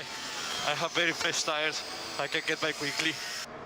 He's on a 1 stop. Perez is right. He's on a 1 stopper. He can get up and hold Russell and let Verstappen get through. And then later on, Verstappen can get back ahead. Red Bull have got to think the team game. They can't just protect their number 1 driver of Max Verstappen. Perez is number 1 driver, says M as well. I write books saying as well, watching the race on my phone. The battle for second is unbelievable. It's not over yet. Russell goes defensive into turn 1. Verstappen tried to look round the outside. He couldn't get a way through. Perez has joined the battle now as well. And Michael says, hungry hippo reference. Crack me up. At least you're having a laugh of it as they come in. This is SHT. Yeah, I just can't increase status. If I do it, this drops off. SHT has... Copy. You need to just keep avoiding the small snaps. Keep driving around the small snaps like that one in turn 4. SHT has changed his YouTube, but he has told us who he is. So hello, SHT. He says, strange, Mick on softs. He's not catching Alonso, he's on mediums. M says, George survived an absolute chaos in midfield in a Williams. He did indeed. And M as well, Perez, number 1 driver, as we said, laughing. And that is a slow-moving Charles Leclerc. That is a slow-moving Charles Leclerc. Why was he slow? No! Leclerc in trouble! Leclerc in trouble! No, what happened? What happened? His engine. He's got no drive! Leclerc's got no drive! Come on, get drive! Both Ferraris in trouble! Everyone in trouble! Could Russell win? Russell is going to take the lead of the Grand Prix of Spain! And this is blurring the World Championship wide open! Leclerc, who I said in the pre-show, if he scored no points here today and Verstappen won, Verstappen would take the lead by 1 World Championship point going into Monaco! And Charles Leclerc is out! And now George Russell leads and goes defensive! Max with the DRS tries to sleep around the outside! It's all happening in beautiful Barcelona! Come on, Russell! I'm rooting for Russell here because I want him to get his first race win. Josh! Why did I change my pickle winner from Russell to Hamilton, from Hamilton to Verstappen? Keep it on Russell! Leclerc is out of the Spanish Grand Prix! Major upset in the World Championship! Charles Leclerc, let's go down to 10. Of course, they would have seen the problem coming on the telemetry. Charles Leclerc can barely believe it. His first DNF is just distraught, and he's sat in the car while he gets his thoughts together as he's wheeled back. A replay a certain win just taken away from him. Just we'll get some information as exactly what has happened to the race leader, Charles Leclerc. Stroll's been spun round. Sorry to crash. Stroll's been spun round at turn 1 by that was Gasly. He may hit it, didn't he? That incident has been noted by the steward. That's a power unit fail. Yeah. It's overheated. In the heat, it's not unsurprising. Yeah. George Russell, if you're just joining us on YouTube, on USRN as well. And Verstappen pits. Perez goes to second. Verstappen enters the pit lane. Now that is tactical. He's going to try and go to what? Soft or hards? Which tyres is he going to go on to? Which has he got left? Brand new set of hards if he wants it. It's an old set of softs, 1 of 3. Oh, that's a bad decision. Max. That's a really bad decision. In these tight temperatures, it's going to be heating up massively. So, we had Hamilton making contact with Magnussen on the opening lap of the race. Hamilton down in 16th. We had Stroll locking up and spinning and gone down into now 5th position, was 18th. And now it's maximum attack for Sainz to try and defend against Verstappen. I just realised something. We've got a Haas in the points. Mick, Schumacher's 11th. Yeah, Schumacher now into 10th as Leclerc drops out of the race finally. Wow. Russell leads the Spanish Grand Prix. It could be the day for Russell. It could be the day for the Mercedes. Charles Leclerc going round all his mechanics, giving them high fives as well and big hugs. But he came into the Spanish Grand Prix with a 24-point gap to Max Verstappen. If Verstappen wins here today, he could extend that lead in the championship to 1 point. Going into Monaco, the gap could be 1 point between Verstappen and Leclerc at Leclerc's home race. The title fight is back on. It needed a Leclerc retirement. 5-second time penalty. Leclerc never finishes. Gasly for causing a collision. So hitting Stroll around, Gasly with a 5 seconds, shows in the pit lane. Russell laps Kevin Magnussen for the second time today. Ooh. And Perez has gone through as well. Perez now, Megan, he said he was much, much faster. Can he get through? He's going to try. And SHG says Leclerc is out. I made this prediction. It's a bold prediction. And it happens. M says Mick point indeed. This is Leclerc's first DNF since Hungary last year. Yeah, when he got bulldozed into turn 1 by Bottas. Come on, Checo, take the lead, says M. Come on, Perez, come on. M says also, screw Russell. SHG says, I put Perez my winner today. M says, my boy Perez going to win. He could, but it's all closing up. Paul di Resta. Pushing onto I the want end, any it's of the obviously top included three. Perez to try and get by Russell as well. Thanks, Paul. That was short and sweet to the point, wasn't it? As they come through. We'll stay on the battle graphic for a second because look who's at the fastest lap of the race. Lewis Hamilton, who's just passed Gasly, who's coming to the pit lane. I want any of the top 3 to win. I want either Russell, Perez or Bottas to win. This is, 30 laps? We're not even halfway in this race, and it is already one of the best races of the year. Watch, Alonso wins. This track is a boring track, people say. This has been a great Spanish Grand Prix, and now it reminds me of 2012. It reminds me of 2016. A first-time winner is on the cards, and it's Russell versus Perez. Am I the only one noticing that Zhou's been in the pit lane for a long time? You're right, Zhou has, and he's been in the pit lane for a long time, but Perez has the DRS down towards turn 1. Russell goes defensive. Perez looks around the outside, and Perez takes the lead into turn 1, right round the outside with much better speed and DRS, but goes too deep. Russell's now going to have the DRS. It's fights on here in Barcelona. You see, Red Bull, this is what happens when you prioritise both drivers. Mercedes made that mistake last year. What a Spanish Grand Prix! What a fantastic race! Sergio Perez leads and is on course for his 3rd ever win. And this is how he did it. Josh, he had the DRS, he had the better speed, and he just took it. Max, could you just introduce 3 seconds of liftoff around the lap? Just want to try and cool the engine for the moment. Josh. Yeah, so Guan Yu is out of the car and has retired. But Bottas, his teammate, in 3rd on the podium. Here's a replay of So Guan Yu. Did it just cut out? Let's listen. DNF of the season. Yes. Same as Hamilton. No, not Hamilton. Leclerc. Oh, great. I said Hamilton. Now that's going to happen to Hamilton, isn't it? Yeah, no, and that's a Ferrari power unit as well, Megan. Alfa Romeo, a Ferrari power unit, and look who's in 3rd. Bottas. Ferrari are going to have that problem. Ferrari power units could be overheating here today as well. They could be the problem. As look at this battle now as Verstappen closing down. So Verstappen's going right round the outside at turn 12, and that'll be the outside at turn 13. A brilliant move from Max Verstappen into the chicane, and he takes 3rd position back away from Bottas. Sainz is in 5th. Brilliant stuff. As they come through as well. Fantastic racing. Sainz, box. So Sainz comes into the pit lane then as well. He's going to change over his tyres, which is fantastic news. And immediately the hot, stuffy commentary box is airlifted as we open up the back door to the commentary box because there's no plugs for it, if Megan says that's why the fan isn't on as well. And this is it now, Megs. Into the pits comes Carlos Sainz. Right, what's he going to go on to? It looks like another pair of soft. Brand new. Medium to medium. Yeah, brand new medium as well. And he had 2 left of those as well, brand new. So that's his brand new tyres. so he's used them. So let's look at how Russell's doing compared to everyone else. Oh, he's a bit slow. Maybe it's time for another change. Second stop. I think it will really bring it up to the top. Bottas also needs a change. Josh, we're seeing weird situations where drivers coming in for a tyre change at half distance. Are we going to see a 3-stopper to get to the end of the race? I think we did. I believe it was SHT said it might be a 3-stop race. And it is coming. Here we see the incredible overtake around the outside from Verstappen on Bottas. Verstappen's done 2 pit stops alongside Sainz, Hamilton, Alonso, Schumacher, Ricciardo, Gasly, Stroll, Latifi and Albon. And Verstappen is catching Russell now as well, as Verstappen on those soft tyres. They are old soft tyres as well. I'll let Josh find out how old they are as well in a few moments' time as they come through into more battle action. As striking. How old? What person? How old? Find out how old are Verstappen's tyres, because he's on old used medium, used soft. Sorry, need to know how old they are. 7 lap old. They're going to be blistering like Mad Megs already. They are. In these conditions as well. Track temperature now is still 49 degrees. They're going to be. I'm surprised that Leclerc went that long. Yeah, Leclerc. How long did Leclerc go on those? 21 laps. Okay, so Alonso just pitted. We are also racing him.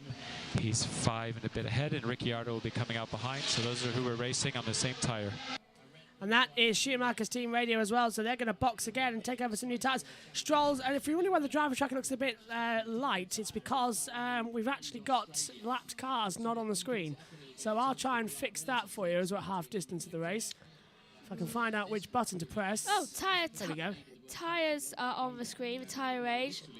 So, go on, Megs. So the people recently to have pitted seems to be Alonso, Schumacher and Ricciardo and Gasly. So they're probably the best situation right now because they're not affected by the blistering heat. So that sorts out midfield battle. Yeah. Though I really suggest Russell pitting soon and Bottas. Actually also Ocon, because Ocon has a habit of ignoring. Paul di Resta. Obviously, Checo was doing a pit stop less. Now Checo can cover up, go to the end and possibly do team orders and let Max win it. Okay, for the Lando. World Championship. Alonso has Very keeping an eye on him. Vettel is currently 21.4. If we could gap that a little bit, we would, but not at the cost of extending. If we can gap to Vettel, we would, but not at the cost of extending. So that's Norris pretty much saying we're stuck in 6th position for now. Not going to increase, not going to decrease. Could be worse. Could be Leclerc. Out of the race after just 20-odd laps. Halfway in the Spanish Grand Prix then, and into the pit lane comes Lando Norris. And there's a bit of blue smoke as well coming down the pit. I saw that too. Yeah, Ted. Definitely blue smoke. Ricciardo has just been in ahead of him. Oh, and there's a delay on the rear. Oh, rear left problem. A second. Actually, Ricciardo had a little bit of a slow pit stop himself, a problem on the right front. But yeah, lost a bit of time there, Lando Norris. Running well in the top 5, top 6 area. That's what they're aiming for at McLaren. Thanks, Ted. Look at Fernando Alonso with the DRS as well to try and get into the top 10 to pass Yuki Tsunoda. Goes to the inside line, and Alonso started 20th. He's into the points. 33 laps complete, 33 remaining. Half distance then. That was a very Murray Walker thing from Sergio Perez's race engineer, wasn't it? There's 33 laps down, 33 laps to go. Both the Spaniards are in the points. Sainz 6th, Alonso in 10th. And let's just say Carlos Sainz has never failed to score in all 7 appearances in his home event as well. His best result so far is 6th place, which is where he is right now, recorded in both 2016 and 2020. So currently he's going to match it for the 3rd time. Bottas pits from 4th position. That's going to give it to Esteban Ocon as well. And Fernando Alonso has won the Spanish Grand Prix twice, in 2006 and 2013. And the 2013 Spanish Grand Prix was actually his last ever race win in Formula One as Bottas changes over from mediums to new mediums as well. Do you remember what and I away said? he goes with a stop of 2.8, Megs. Do you remember what I said about the engine issue? You've hit Hamilton. Yeah. Hamilton's come back up into Okay, 7th. Valtteri, big push now. Yeah, big but push. Leclerc was in first. I'm stuck behind this car. He should have blue flag. Yeah, he's had half a lap already, but he's not doing anything, so... Understood. That's the radio we were just double checking with as well. As Verstappen 3rd with the fastest lap of the race so far as well. It's Perez, Russell, Verstappen 1, 2, 3 as things currently stand here. Verstappen radio. Let's go, Max. You're going to be putting pressure on Russell in a couple of laps' time. So it's good. You're going to put pressure on Russell in a couple of laps' time, Meg. So the battle is on now as that fly in the commentary box is going to hopefully find its way out in just a few seconds' time as well. As here is Max Verstappen out of the chicane at 14.15 and looks to be out of the window now if it goes left. Right. And out it goes. There we go. The fly in the commentary box, I'm sure you might have seen on the commentary camera as well. Russell is now losing time and is losing track time as well. So this might be a podium for him, but he needs to change tyres. I think that's pretty much secure. Really needs to change tyres. Yeah, in a strong position here. Perez leads. Sainz still in P7. Perez leads by 5.7 seconds at the moment to George Russell, and that's what he's looking at on the radio, isn't he? I've just realised something. What? That was a Perez radio, right? Yes. So why were they so concerned about Sainz? And why did he tell him the wrong position? Well, Sainz is P5, isn't he, in fourth at the moment? He said P7. Ted. Pitted from P6 again, a little bit slow. These big tyres, they're very hot and cumbersome, and they had a little second spilled in the pits there for Ocon, but he's away well. But I like the way that Red Bull realised that, look, if it's not going to work trying to race people with Max Verstappen because this DRS flap doesn't work, then just put him on a pure strategy Grand Prix. Put him on the 3-stop and let him do the lap times just without the DRS, and that's going to work just as well as actually racing people. Thanks, Ted. So we're Daniel, seeing... other cars look like they're trying to go to the end on medium. Bottas has just pitted with that intent. And now look how close Russell is. Russell pits, and that allows Verstappen through. It's a Red Bull 1-2 here in the Spanish Grand Prix. And Russell comes into the pit lane, and we'll throw down to Josh to call it and see the tyres.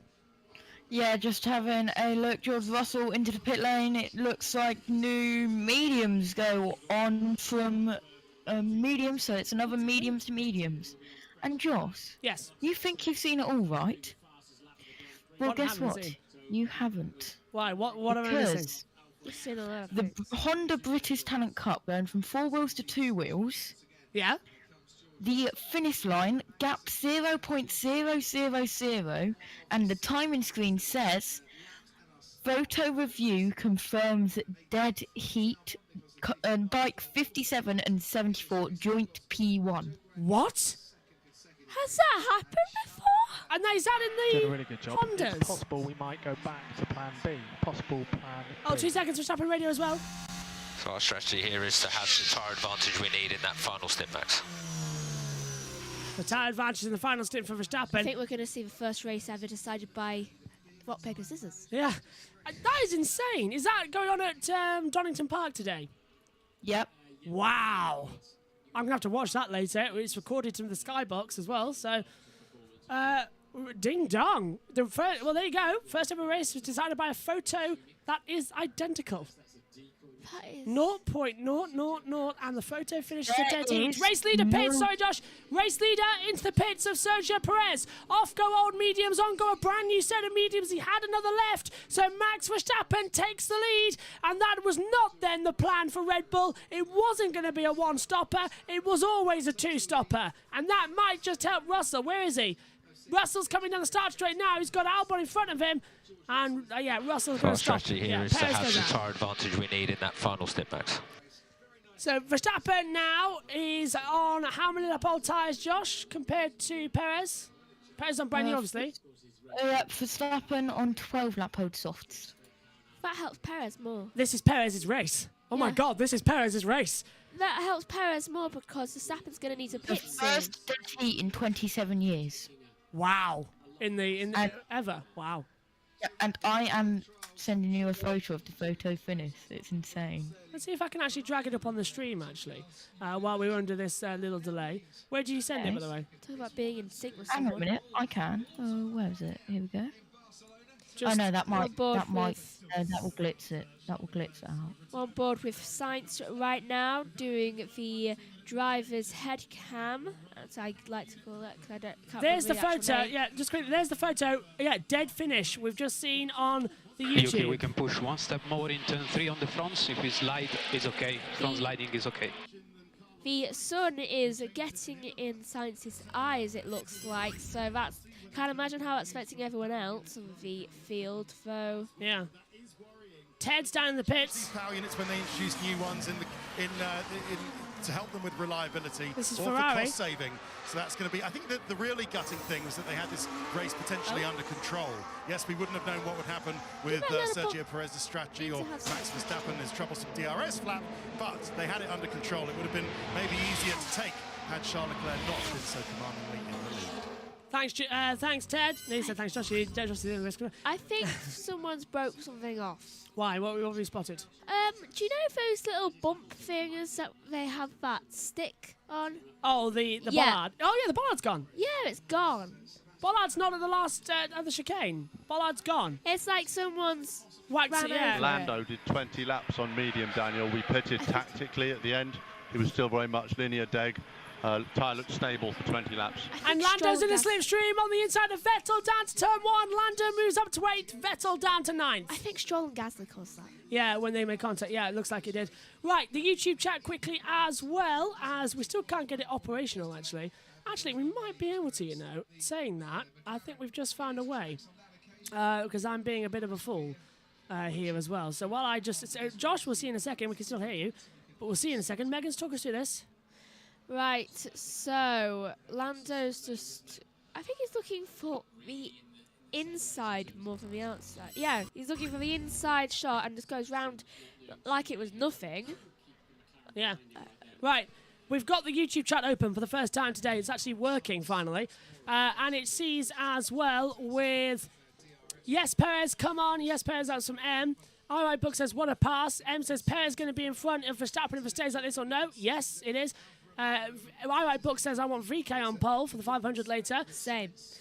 M says, Red Bull, don't screw my boy Perez as well. Alright, Books, we need Fernando back at Indy. The crowd went crazy for him as well. I can agree with that. I think Megan might agree with that as well. Always. I thought you might, yeah. Should I go grab my Fernando flag? Not yet. We've still got plenty of time. Yeah. So, as we come through as well, Megan's going to disappear and just grab her Alonso flag as well, bringing Josh Place for a sec on lap 40 of this race. Alonso is 10th as well, and Josh, they're going to go mad for him, aren't they, here today, all this. Alonso P10, Sainz P5 at their home Grand Prix. It's going to be insane. Yes, it really is, as my phone, which has all of the race control messages, has gone bye-bye. Oh, dear. So I am now using the T-feed chat bot. Schumacher. The rear is starting to slide around quite a lot. Okay, we'll try and help you. The rear is starting to slide around. It's like entries, isn't it? Yeah, we see. Rear starting to slide around, and Schumacher is on the medium tyres, and he's done 9 laps on those as well. So Schumacher then really, that's a 9-lap medium, so that he's starting to struggle. So everyone's going to be struggling at the moment as lapped cars trying to get out of the way then. It's lap 41 and 66. Here comes Kevin Magnussen, though. This is for position 17 to get ahead of Alexander Albon. Down towards turn number 1. Magnussen pulls to the inside line and makes the move. Stick against Alexander Albon in the Williams. And a nice, cosy position there, wasn't it, Josh? Nicely done. Yeah, indeed. Here we have the battle which just raged on. Lap 41 of 66, and Perez should be able to go to the end of this race without stopping, but Verstappen will not be able to. So currently, I think it's advantage Perez. Got a bit of a vibration. That's Russell. Right. Russell picking up vibration rear right. Wow.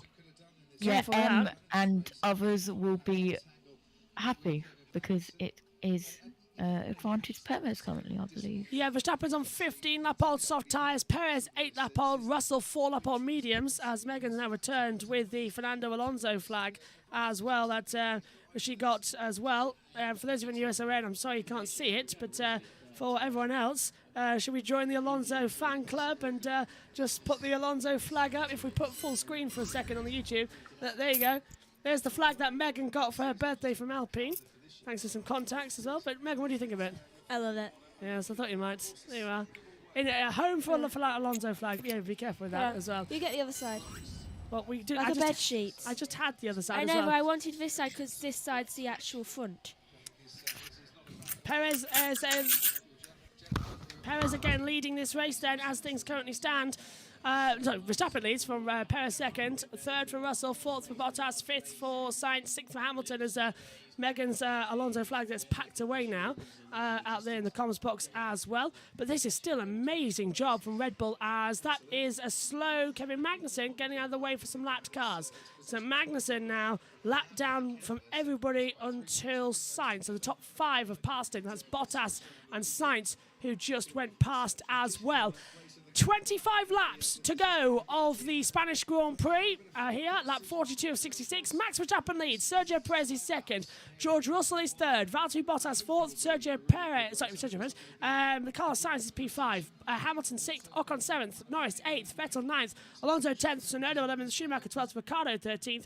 Gasly's been lapped in 14th, so is Stroll, Latifi, Magnussen and Albon, and out of the race, Joe and Leclerc, and it's Pastor Maldonado. The 2012 Spanish Grand Prix winner. Why are you going with that as pasta? I like him. It's pasta carbonara, isn't it? Yeah, it's funny. Yeah, Pasta Maldonado in there from the garage as well, looking and his good. name sounds like a pasta. It is pasta. Exactly. It doesn't sound like pasta, it is pasta. Pasta Maldonado. Okay, Josh got news for us down in the pits. Go to you, Josh. I wonder if he likes that. Black and white flag for car 23, Albon track limits. And Albon's running in 18th position at the moment. Then for him to have that type of problem is quite worrying. Megs, let's just move this chair out of the way and put it over there as things currently stand. There is round 2 of musical chairs. Yeah, if you weren't with us earlier on the YouTube chat as well, just get them out of the way so it can spin over easy. This one I want to sit on. Look at this from Fernando Alonso as well, getting so close, Megan, to the back, and that's Vettel pitting. So Alonso moves up the order into P9, as into the pit lane comes Sebastian Vettel. 2 points. Yeah, so Alonso up there for 2 points, and Ted's got news. But Sebastian Vettel on older tyres was always going to be passed by Fernando Alonso. I don't know where I am. I know I'm equal to the car ahead. Don't need to pick up pace. Good stop. Am I losing the last Q7? Please just have to updates, please, mate. That's Lewis Hamilton. You missed it. What, Okay, Megan? currently P6, we've got 4 cars in our pit window. So currently matching the pace of the cars ahead. Megan. It doesn't matter. What did you spot? Say it quickly.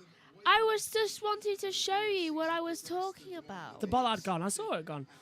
You didn't look up at the screen that time. I already saw it was gone. Anyway, Lewis Hamilton reporting. I don't know where I am on the track. I don't know who I'm fighting. I know I'm P14. Well, it's wrong because he's P6, and that was a brand new message. Lewis doesn't know where he is on the track. Let's hear from Sebastian Vettel. So track should be clear. That's Gasly ahead.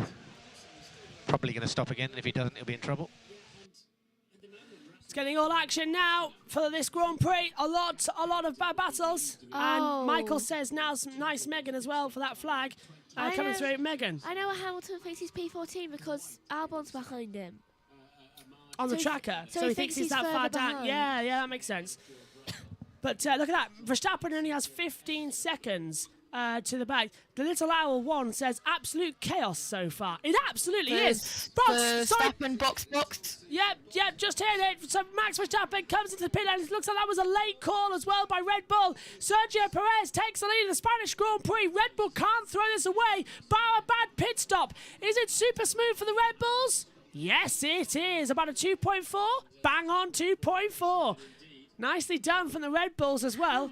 My internal chronometer is fantastic, I'd like to point out. Also, Hamilton, you are at turn 12, just for your information. Doesn't know where he is, does he? I don't think he knows what's going on. And he comes out, Max Verstappen, just ahead of George Russell. Russell's now in the striking for second position here. Question is, can Perez now make it to the end of the race and get a third career victory? And that was nearly a bad stop for Red Bull because the jack man nearly tripped over and the jack nearly failed. So it was 2.4, but it was almost so bad. Is that Russell slow? No. Black and white flag for Lewis Hamilton for track limits. So it says Sainz is Stroll getting out of the way. Black and white flag for Lewis Hamilton for track limits. And one more, you get a 5-second time penalty. Ooh, I wouldn't do that then. No. I want to see Max losing his mind again. Says Right Books as well. Same, it's funny. I want it as a ringtone. Right Books, yeah. I want to see Max losing his mind again. Yeah, I want it as a ringtone, to be fair, as well, up here. Fast lap of the race so far, Vettel. Let's head for Lando Norris. Okay, Lando, just to be clear, Yeah, we will try to go to the end, but we're in control of this race with Alonso 7 behind. So if we had to add a stop because other people do, that would be okay.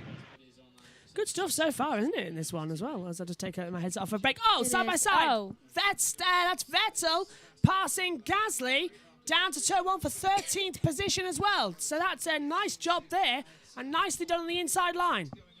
I'll tell you what, I think that Russell needs to hurry it up because he had a second gap between him and Verstappen, and now it's 3.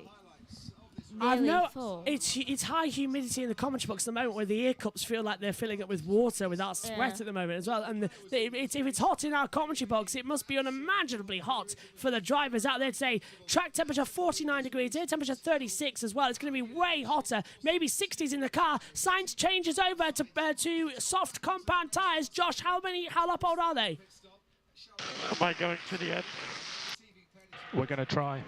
That's Norris saying... Okay, Lando, just to be clear. Yeah, we will try to go to the end, but we're in control of this race with Alonso 7 behind.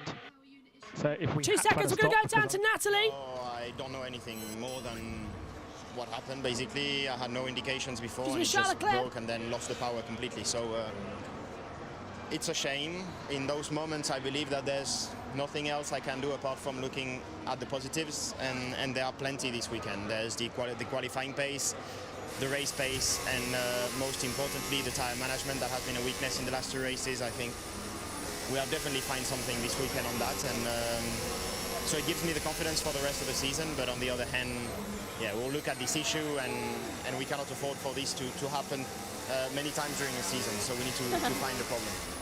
Yeah, as you say, plenty to build on. Obviously, the lead of the championship, if things stay as they are, does go back to Max, but you've got so much to consider ahead of your home race in Monaco. Yeah, the lead of the championship will go down to basically nothing, or maybe we'll lose it actually, but that's fine. I'm not looking at it. I think what is the most important is the overall performance, and performance-wise we are performing very well. So yeah, can't wait to go at home next week, and hopefully we'll have a great result. Neither can we. Thanks very much. Bad luck today. And that was Natalie Pinkham there talking with Charles Leclerc, who has retired. Sainz has passed Ocon, and that is for position actually as well. Sainz's tyres, by the way, are 3-lap-old used softs. Now 4-lap-old used softs. So they should have a little bit of pace in them, but Verstappen is starting to close in on Perez. Red Bull 1-2. Hopefully. Well, for Perez at least one. And we're going to stop again because we're going to hear from Mattia Binotto with David Croft. I think we need to look at the positive still. I think we've got the pace, we've got good, let me say, pace in the race as well. So it will be a long season. It happened to the others. Today it happened to us. Still many races, so I think that's part of the game. I'm pretty, let me say, I think that if we look at the outstanding job that our power unit guys back at home made so far, we can certainly not blame them, and we will try to understand as soon as possible and to address. Yeah, sorry for you at Ferrari. You had that race so well covered, Mattia. We've seen other Ferrari-powered cars have a problem. Is that a consistent problem? Do you know?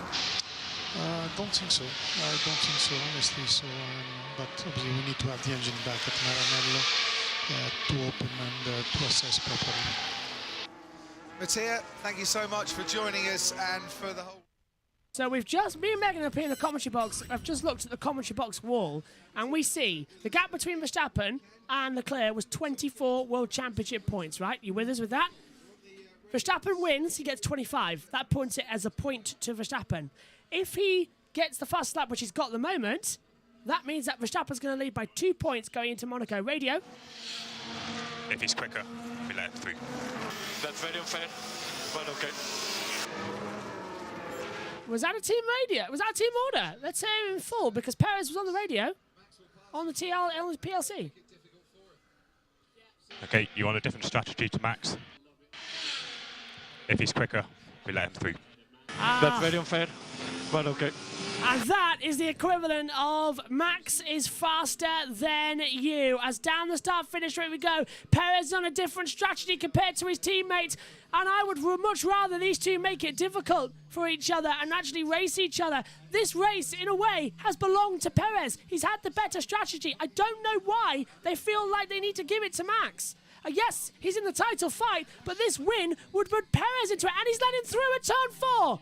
Max takes the lead. Perez lets him through at turn 4, and that is a bitter, bitter, bitter disappointment. I'm really starting to not like Red Bull. Team orders, that was as bad as ruins it. as Hamilton pits. Probably new tyres, soft go on as well.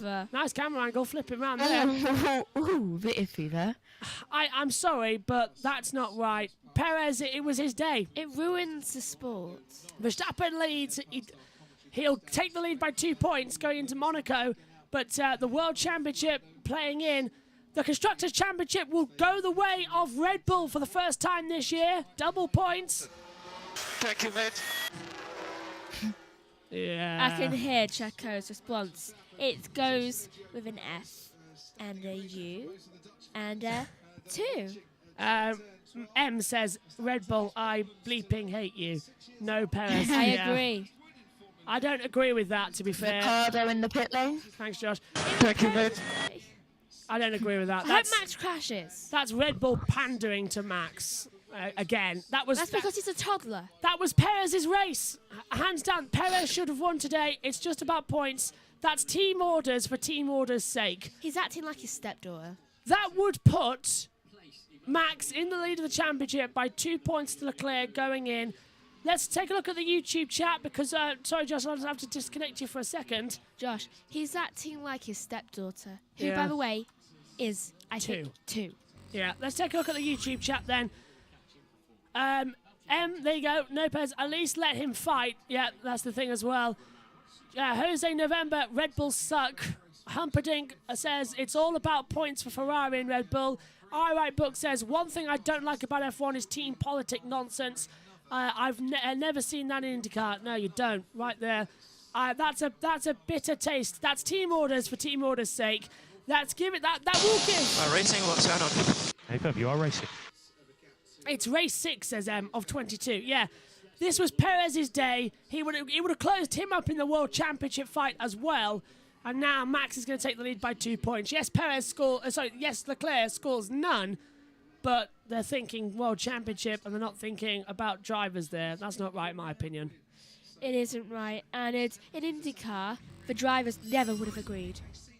They would have been a fist fight to begin with. Yeah, they would have said, no, I'm not giving that up. Yeah, they would. I don't care. I'm giving. Yeah.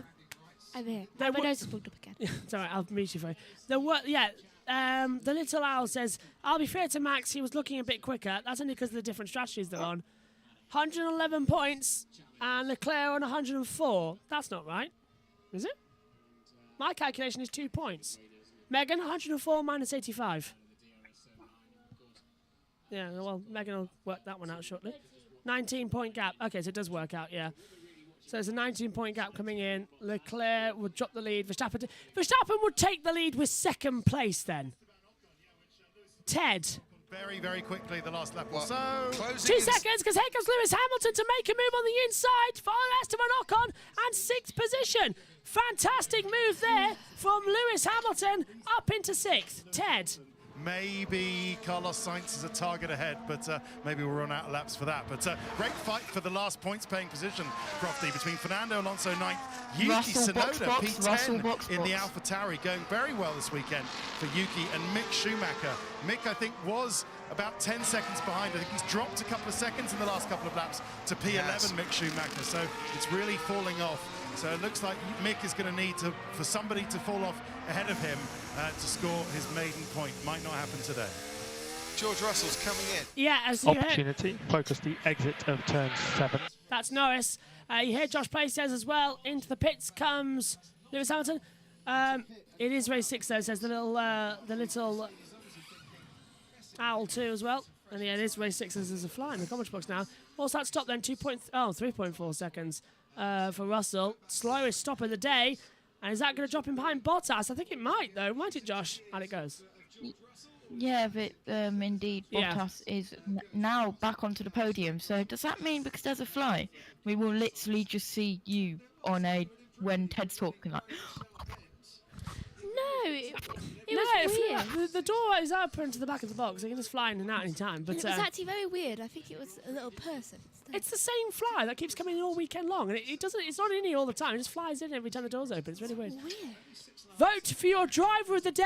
F1.com/vote. You can do it as well. Before it ends in 13 laps, and into the pits comes Lando Norris. Okay, Valtteri, Russell is in the pits. We are now P3, but Russell will be very quick. He's on soft. Josh, you said your driver of the day is Perez straight away. Perez or Bottas? Yeah, I'd agree with you there. Meg's your driver of the day. I'll let you do your nose first. She's pointed to Alonso P8 and Sainz P5. Of course. Yeah. Rigged. Well, to be fair, started 20th up to 8th. That's a very decent run from Fernando on home soil. Very, very decent, in my opinion as well. It is decent, but when Megan says Alonso driver of the day, it is rigged. Russell has just set the fastest first sector of anybody so far, 31.661. He's trying to take that point away from Verstappen, which will help us. But still, Monaco Grand Prix is going to be fantastic in a few days' time. That's next weekend here on USRN and on the YouTube channel itself. Make sure you join us for that. Here's Carlos Sainz P5 in a land of his own today, though, isn't he, Josh? He's down in what is 5th position, and Russell's past Bottas straight away. Russell's up to 3rd again. Yeah, indeed. Chasing striking distance in 3 laps. Is that true, though? We don't know because it's AWS. Yeah, don't believe it. And Valtteri Bottas. Don't believe it, personally. Yeah, don't believe it, yeah. So Verstappen is 4.7 seconds ahead as things stand. Russell closing in now, down towards turn 1. So no, the pits, Josh. And this is Russell on the inside. Oh, and a lock-up from Bottas as well. That was a super move from Russell. On the inside at turn 1, got the move done on the outside at 2. Nicely done indeed, as into the pit lane, does come Tsunoda. Pulled the rest of it, Skyler's control. Was Hamilton. I think Bottas is Hamilton's target. I don't think Sainz is the target. It's more getting through, and you can see obviously Red Bull are covering what Mercedes have done just to make sure they've got fresh tyres, maybe go for the fastest lap, go with Max as well, but Hamilton absolutely on a charge, and I think he will need to overtake it again. Thanks, Paul. Paul di Resta, pits. Did I just say that? Yeah, you did. Thanks, Paul. Sergio Perez, pits, 2.5 second stop, puts on a set of medium compound tyres. And, Paul di Resta hasn't raced since 2017, but he's getting a mention on the broadcast in terms of a race driver. I don't even flinch. Perez radio. Hey, this will be your shot at fastest lap. Full throttle and do the fastest lap. And that's because Lewis has got it. Who are they aiming to win? Lewis has got the fastest lap at 1:25.257. They want every point possible for the Constructors' Championship. Who are they aiming to win? They're trying to beat... They're just trying to get Ferrari in the Constructors' Championship. Ferrari 157 points, Red Bull on 151. They need maximum points. And they're going to get it. It's going to... Yeah, well... Verstappen is going to increase his advantage, by the way, of every single time he has seen the checkered flag in 2022. It has been as the winner of that Grand Prix, even the sprint race. Perez radio, slow stop for Alonso. Very slow stop. Fastest lap. Very slow stop for Alonso, 5.9 seconds, and Mick Schumacher's going to take 9th off him as well. So Alonso down to 10th, and 5.9. Looks like we're trying to get something out of the Euro ducts, Megs. So something was stuck in the engine. A bird? Nah, probably just some debris or something like that. Some basic form of debris was thrown up the inside there. It could have been a small bird. Reminder that we will be covering the IndyCar as well later on this evening at 9 o'clock British time as well. Myself and Megan in the comms box for that. The last 2 hours of qualifying for the Fast 12. This is Alonso. Stop, Megs. They basically were doing a spring clean on his car. Yeah, and it was a slow stop on the front left as well. It wouldn't go on. So that was bad stop, and they're not happy at that down at Alpine. They know they've just thrown a good points haul away down into 10th, and Alonso's now been lapped. Top 8 still haven't been. Verstappen then, who won here back in 2016, and his first ever race win. 12. It's going to take his 24th race win here. I haven't gone wide since. Yeah, copy. It's just a reminder. And that's Lewis Hamilton being told about his black and white flag, saying, well, I haven't gone wide since. Yeah. You must have gone wide somewhere, Lewis, for that to happen. As they come through. Bottas 4th, Sainz 5th. Bottas on for one of his best results of the season so far. Double checking. 6th in Bahrain, out in Saudi Arabia, 8th in Australia, 7th in Emilia-Romagna, 5th in Miami, 7th in and 7th in Miami. Sorry, he was 5th in Emilia-Romagna. Double because of the sprint race as well. Really confusing me here. Is that sprint race graphic? Yeah, he was out, of course, in Emilia-Romagna. Let's hear from Bottas on the radio now. Okay, Sainz now 3.5 seconds behind. And confirm we can push more on the tyres. Yeah, I can't push more than this if I want to make to the end. And Perez gets the fastest lap of the race. If we just quickly go to the battle camera, you can see it, a 1:24.108 as well. So Perez gets that bonus point. That is 19 points for him. Not a win, but decent points for him. And he'll close in. Better than 18. He'll close in massively now on Verstappen. As here's Alonso, Megs, making a move on the inside of turn 1 past Schumacher. So he goes to 9th. Schumacher down to 10th. Schumacher, if I say this very quietly with 11 laps to go, Schumacher's on course for his first ever points in Formula 1. I just had to point, yeah, thanks, Megs.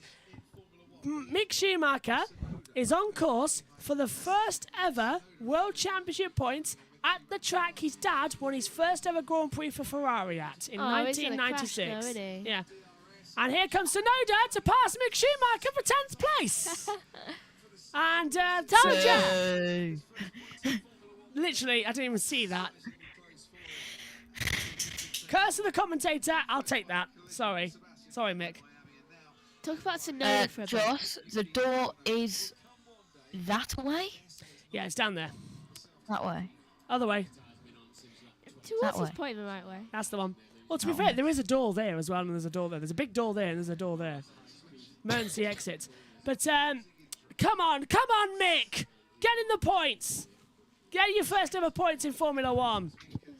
And we've got some blue flags coming out there as well now. Out on the track. Verstappen leads 22.5 seconds. He's now pulled out over Perez, mainly because Perez came into the pit lane to change tyres. And this has been a great Grand Prix, Megan, hasn't it? It's been one of the best we've seen. It has. I just wish I wasn't tired and ill. And considering we haven't seen Dad on the F1 since Australia, he will be back in Monaco next week. He likes it or not. Yeah, he's had to. He was supposed to be in today, but we've had a technical failure in the main room, so he's had to do that, which is pretty much the sum up of the entire weekend, which is one big technical failure. One after the other. It really is quite annoying. Anyway, closing in then, 9 to go. This has been a fantastic Spanish Grand Prix. Action beyond belief. The 2022 cars have given us what was one of the most boring races of the year, one of the most exciting races of the year, and I really cannot wait for Monaco now, genuinely, because if this is what can be done with Spain, I can't wait to see what they can do in Monaco. My expectations are low, but they're slightly higher than normal. They're not ultra low for a good race in Monaco. Qualifying is going to be great. Bottas goes defensive as Sainz swings round the outside into turn 1. That's for 4th place, and Lewis Hamilton now as well on the soft tyres is going to try and go through. Bottas has the inside line. Hamilton sweeps around the outside of turn 3. And Lewis takes 5th position. Well done, Lewis, actually. Big thumbs up there. Major improvement there, I think, as well, Megan. Major improvement. It is, and I just started feeling really unwell about 10 minutes ago. Hope you're all right, don't worry. And I only got like 4-something hours sleep. Well, you get a little rest now, don't you, until IndyCar. My nose was so bunged up, I had to knock on Mum and Dad's door last night. Just like, tell me what I need to do. Water. Rinse it out. Yeah, Dad said that. Yeah. So here we go then. This is Lewis around the outside of Bottas. Let's hear Valtteri's radio. Okay, this sting plank was a mistake. Okay, so the car that you can see ahead of you is race leader Verstappen. Where is Vettel? Vettel is behind. Oh, okay. Vettel is 7.7 seconds behind. Good. Nicely done there. Is it right that we don't have any threats or any possibilities in front? I think Norris is a little bit too far ahead at this stage. Behind 4.2 is Tsunoda. So it's been a 3-stop Grand Prix for quite a lot of them as well, which is fantastic to see. Many people tried 2, and it hasn't worked out, so 3 stoppers has become the norm. Here comes, though, Lewis Hamilton trying to make the move on the inside to get ahead of Sainz. It hasn't paid off down towards turn number 1. It's looking fab at the moment, this race, isn't it, Josh? Yeah, indeed it is. Here we are, battle for 4th, Sainz in 4th and Hamilton half second wide, but Hamilton going a little bit wide round turn 4, that was, I believe. And here we Okay, go. so that was 1.2 at the DRS, 1.2. There's 8 laps to go. You can go a click forward and brake balance, sorry, click rearward or 2 and brake balance, just to be safe while you're fighting. Let us know, by the way, if you can still see us, because according to the YouTube chat we're watching, we've disappeared into blackness, but apparently we can still be heard on the YouTube stream. Megan? Can they stop getting every single thing they say wrong? Because they said it's 8 laps to go. No, it's 7. Yeah, you're right. It's 7 laps to go. As here we go then. Look at this battle once again. Look, between Hamilton trying to swing around the outside and Sainz on the inside. Some fantastic battle. You can hear the crowd cheering away as well as Hamilton desperately tries to go on the attack to go forward. Is it going to work out, guys? What do you think, Megs? Can Lewis get him to 5th, 4th? I think possibly if he can find the right way around. If he finds the right corner. Yeah, this is it. Down towards turn 1. Sainz hasn't got the DRS. He has to go defensive to the inside line. Lewis sends it round the outside to turn 1. Sainz comes back on him. Lewis goes round the outside. There's opportunities here with Vettel and Schumacher. Lewis takes 3rd and Lewis takes 4th, and Toto's very happy with that. So a great move there on the inside for Lewis Hamilton, Megs. It's flashbacks now. Flashbacks nonetheless. The little owl says brilliant move by Lewis as well, and this was it again, Josh. A great move on the inside, around the outside, sorry. Yeah, here we go. Hamilton thinking about the inside, but then Sainz goes into the inside. Was that moving under braking? That could have been moving under. It's a little bit before braking, I believe, and just a pit's perfect move. And here's Hamilton. Good lad, good lad. So that's P4, mate. Head down. So 1 and 2 for... Yeah, good lad, and it really was, wasn't it? Some fantastic performance power as well. Just checking that we are still broadcasting, and because I've lost, you're good. Well, I've lost it on the YouTube stream at the moment, so I can't actually see it on the that one. So at least you're telling us the correct things. Keep us up, Josh, if we lag or anything. There's Max Verstappen. Look, he's now lifting around the track to save tyre temperature. Sorry, to save engine temperature. And he's coasting. Lap times at a 126s at the moment. It's still rapid, still fast. It is fast, and I'm surprised at how many cars have actually been lapped. So he won. Let's just go through Max Verstappen, shall we? Victory in Saudi Arabia, victory in Emilia-Romagna in both the races, victory in Miami. Every single time he has finished a race in 2022, he has taken the checkered flag. But he has had 2 retirements. But he's fought back here today. Leclerc will not be the championship leader for the first time since this season. What doesn't make sense, right? It says when they go into the drone camera, it says live drone, right? But when they go down to turn 1, why doesn't it say live turn 1, live turn 2? Yeah, this is the helicopter camera. So I think they're just trying to advertise, look, we're using drones now. We're just as cool as you kids out there. So we don't need to be told it's a live drone. We can tell it's a drone shot as well as they come back round. We're watching Verstappen. The race has died down a little in the last 5 laps, which we're on to now. But I think, Megan, after the race we've had today, thanks to Michael saying it's all good on my stream, thank you. I can't see the preview on the YouTube studio. I can see the OBS. No I can see YouTube. I can't see that. Yeah, no safety cars at all in this race. And it's been a classic. It really has. Unusual.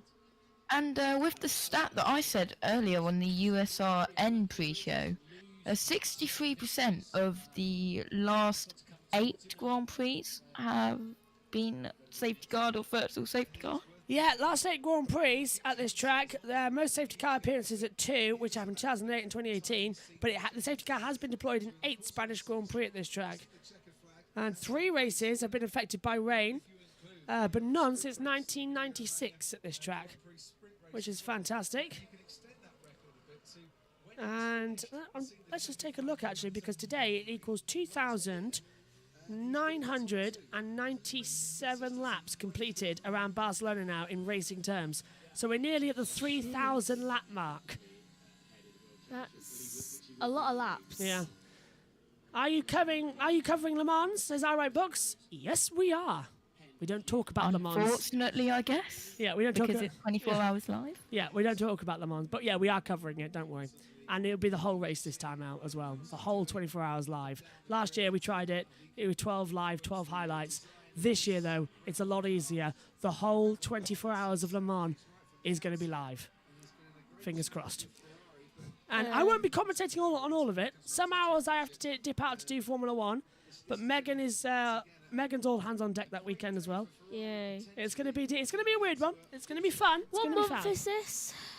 12th, 13th and 14th of June, so coming up shortly. When do I finish About my first year of college? You'll be fine. Soon. It's the week you finish. So it's the weekend. So I finish, and then I get thrown into Le Mans, yeah. Le Mans. To be fair, I used to think of it as my holiday. That was the start of my summer holiday. Finished college, finished university. Oh, I think I'll do Le Mans this weekend. Whole 24 hours, why not? Ted's down in the pits. Good, but I'm annoyed about this DRS being a real problem. So he wants to get back to Milton Keynes to sort that out. The team that Newey used to be at, Williams, have had a bit of a torrid race. We haven't really mentioned them much, have we? But Nicholas... Well, you say that, Ted, just as you... Oh, and Latifi passes Magnussen into turn 1 for 16th, so... That was a weird angle. Yeah, just as Ted was saying about it, Latifi's passed him. Back to you, Ted. Stole his virtues in this race, because he's run ahead of Alex Albon, who's had the best of the Williams performance throughout the season so far. Latifi's run ahead of him for the whole race. We haven't heard of any Albon issues, if there are, but I think Nicholas has just really found his feet with this car at this Grand Prix, which is good to see, considering he is under pressure to keep that drive away from Nick de Vries, who might be in a position to try and get it off him mid-season even. Thanks, guys. We've lost our telemetry pictures as things currently stand as well. Did he just say Nick de Vries? I think he did, yeah. He did say Nick de Vries, didn't he, Josh? It's de Vries, yeah. Yeah. So while we just try and get the T-feed back operational as well, we'll come up to main camera for a second. No, don't touch it, don't touch it. But that would crash it, wouldn't it? Yeah, don't touch it. I've got it. Hamilton Radio. So we'll do as much lift and coast as possible. This is a DNF risk. Oh my! So if we have to give up the place, then we'll have to do that. So avoid full load.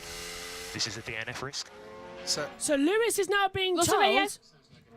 You're doing way more lift and coast, you look better. It's a DNF risk. So oh, him the too. more you can fit in, the better it is. And remember it's a team problem. Team problem, Josh, it seems like. Wow. And that's a shocker that both of them are having the same issues. The same problems. As now Sainz could get fourth here then, Josh. Yeah, indeed. Just having a look. Hamilton in fourth, Russell in third. Look set for another podium for Russell. How many podiums has Russell had now? This will be Russell's third podium in Formula 1. Third podium. Just quickly, I Write Book says it takes a month to watch it on DVR, June or August. It's in June this year, the 14th of June, I believe it is, for that race. Hamilton lifting massively, and Carlos Sainz takes fourth position and might be on for a podium if Russell has to lift. And Toto is not looking happy. Both Mercedes overheating. That is unfortunate for Mercedes. They were doing so well, and I have mixed feelings about whether I want Russell not to be on the podium or not. Because on one hand I do, on the other hand it would be fair to Sainz because it is his home Grand Prix. Sainz has never been on the podium in his home Grand Prix. Best of only 6th back in 2018 and 2020. He's already going to be improved on his own position. And Megs, the atmosphere here, you can cut it with a cricket stump. You really, really could. Final lap. This is it then, everybody. The last lap of the 2022 Grand Prix of Spain, and Max Verstappen is leading the way. The fans are throwing him in as well. And look at this, Sainz is closing in as well, Megs. It's all to play for. It really is, and it's been both a not dramatic and yet also dramatic Grand Prix. Complete polar opposites. That's what it has been here today on the stream. I can't wait. Max Verstappen. This is yet another great performance from him. Exiting turn 9 at Kampsa. Down towards turn number 10. Hard on the brakes. Fling it in as well. A victory. It all started badly in Bahrain. A victory in Saudi Arabia. 2 victories in Emilia-Romagna. A victory in Miami. To conclude again at the track he won his first ever race at. Max Verstappen does the fight back. He continues the streak of winning every time he sees the flag in 2022. Max Verstappen wins the Spanish Grand Prix and with it takes the lead of the Drivers' Championship away for the first time this year from Charles Leclerc. Red Bull do the double for the first time since Emilia-Romagna. It's a double for Red Bull. And they take the lead of the Constructors' Championship. And for the 3rd time in his career, Belgium 2021, Australia 22, Spain 22, George Russell gets a podium and continues his stat of finishing in the top 5 in every single race in 2022. That is certainly impressive. It's sad that Sainz didn't get on the podium, though he did better than he usually did here. Lewis Hamilton comes home in 5th. It's Carlos Sainz in 4th. Ocon 7th, Norris 8th, Fernando Alonso 9th, and Tsunoda in the points. Wow. Sometimes you've got to do it the hard way. Well done, Max. Not an easy start to the race, but we turned it around at the end. So, yeah, very good job also for the team. Really good result. And also thank you to Checo. He's a great teammate. Well done, mate. Very sorry about that DRS today. I know we made life a bit difficult for you, but you had great pace and yeah, great recovery after that moment at turn 4. So great 1-2 for the team. Many people, like me, think that that's equivalent to Hamilton with Russia in 2019. Bottas let him through. Here today, Perez let him through.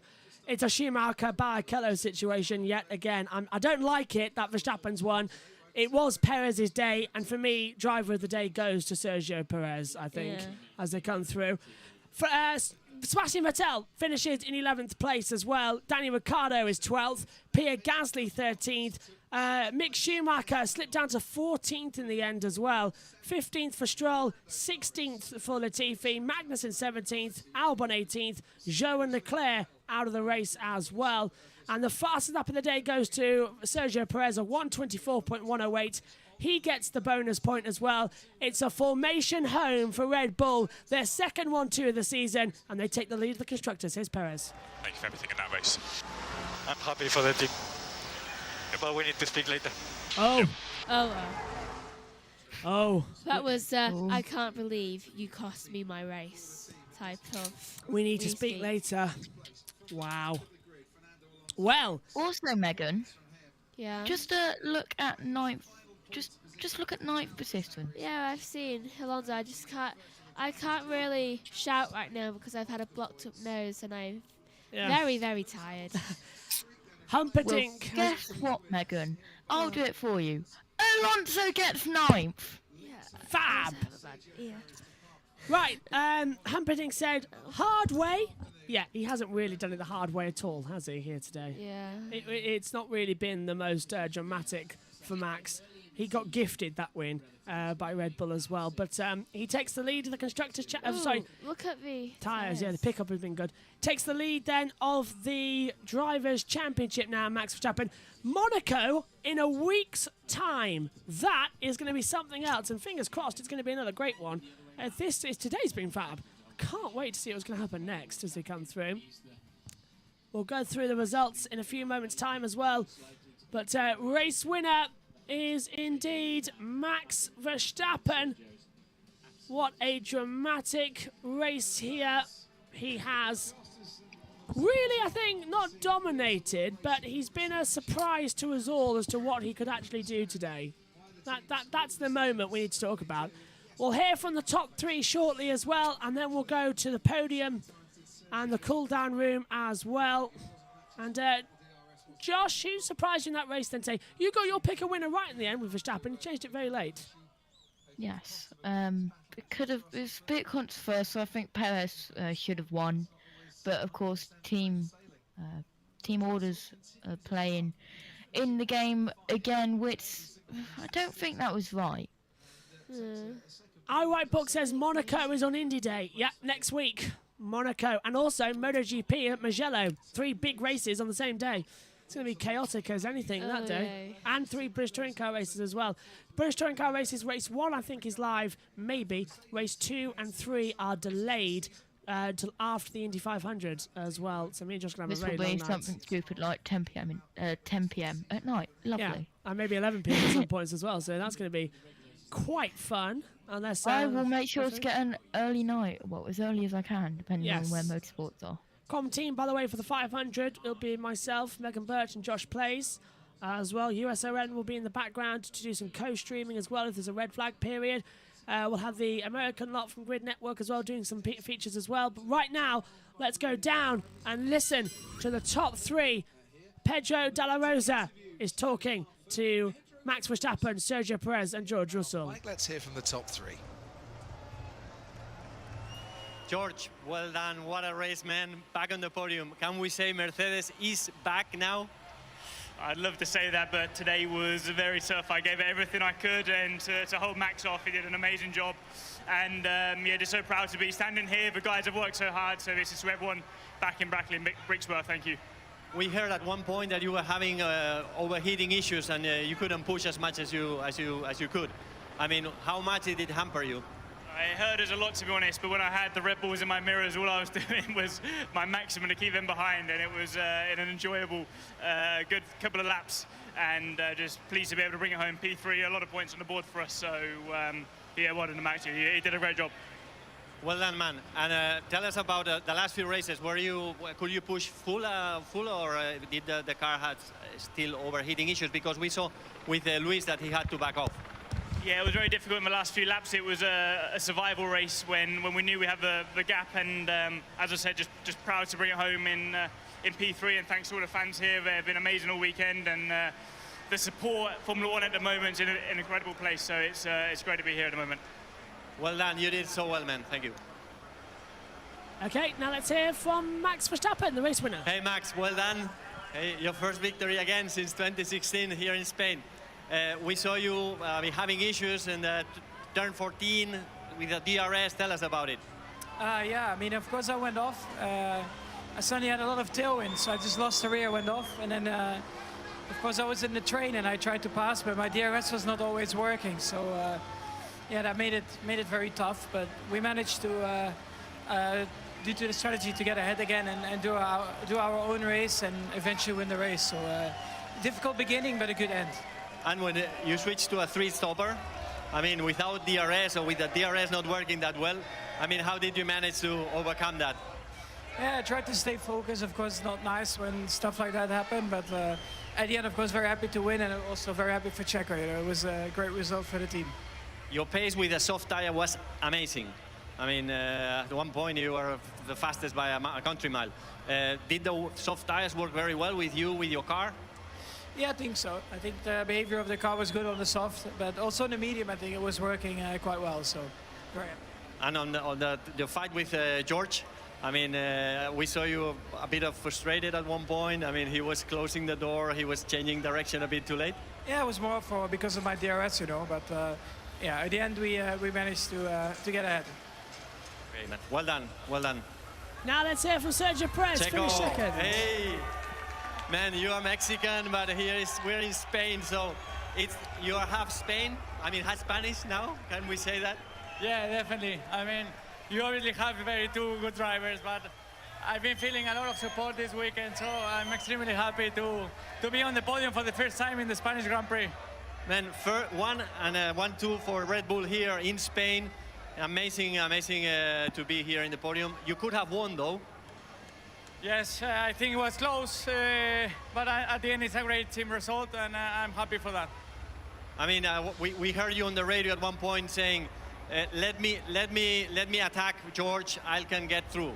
I mean, were you a bit frustrated at that point? Yeah, we were on different tire strategies at the time. I let Max by in the beginning, then I thought at the time that I could go by and not lose crucial seconds, you know, to make my strategy work. But anyway, it's a good team result. Man, great team player. Well done. Not a bad result then overall, and I think they've been quite calm with each other, to be fair. If I was robbed of a race win, I'd be absolutely fuming, wouldn't you, Megs? I would agree. So let's... You're off.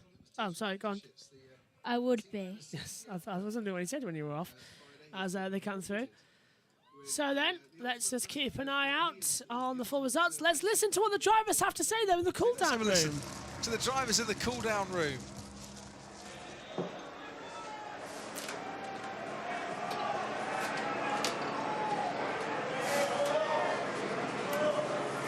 There's a lot of standing around a bit. There's a lot of standing around. Yes, so much.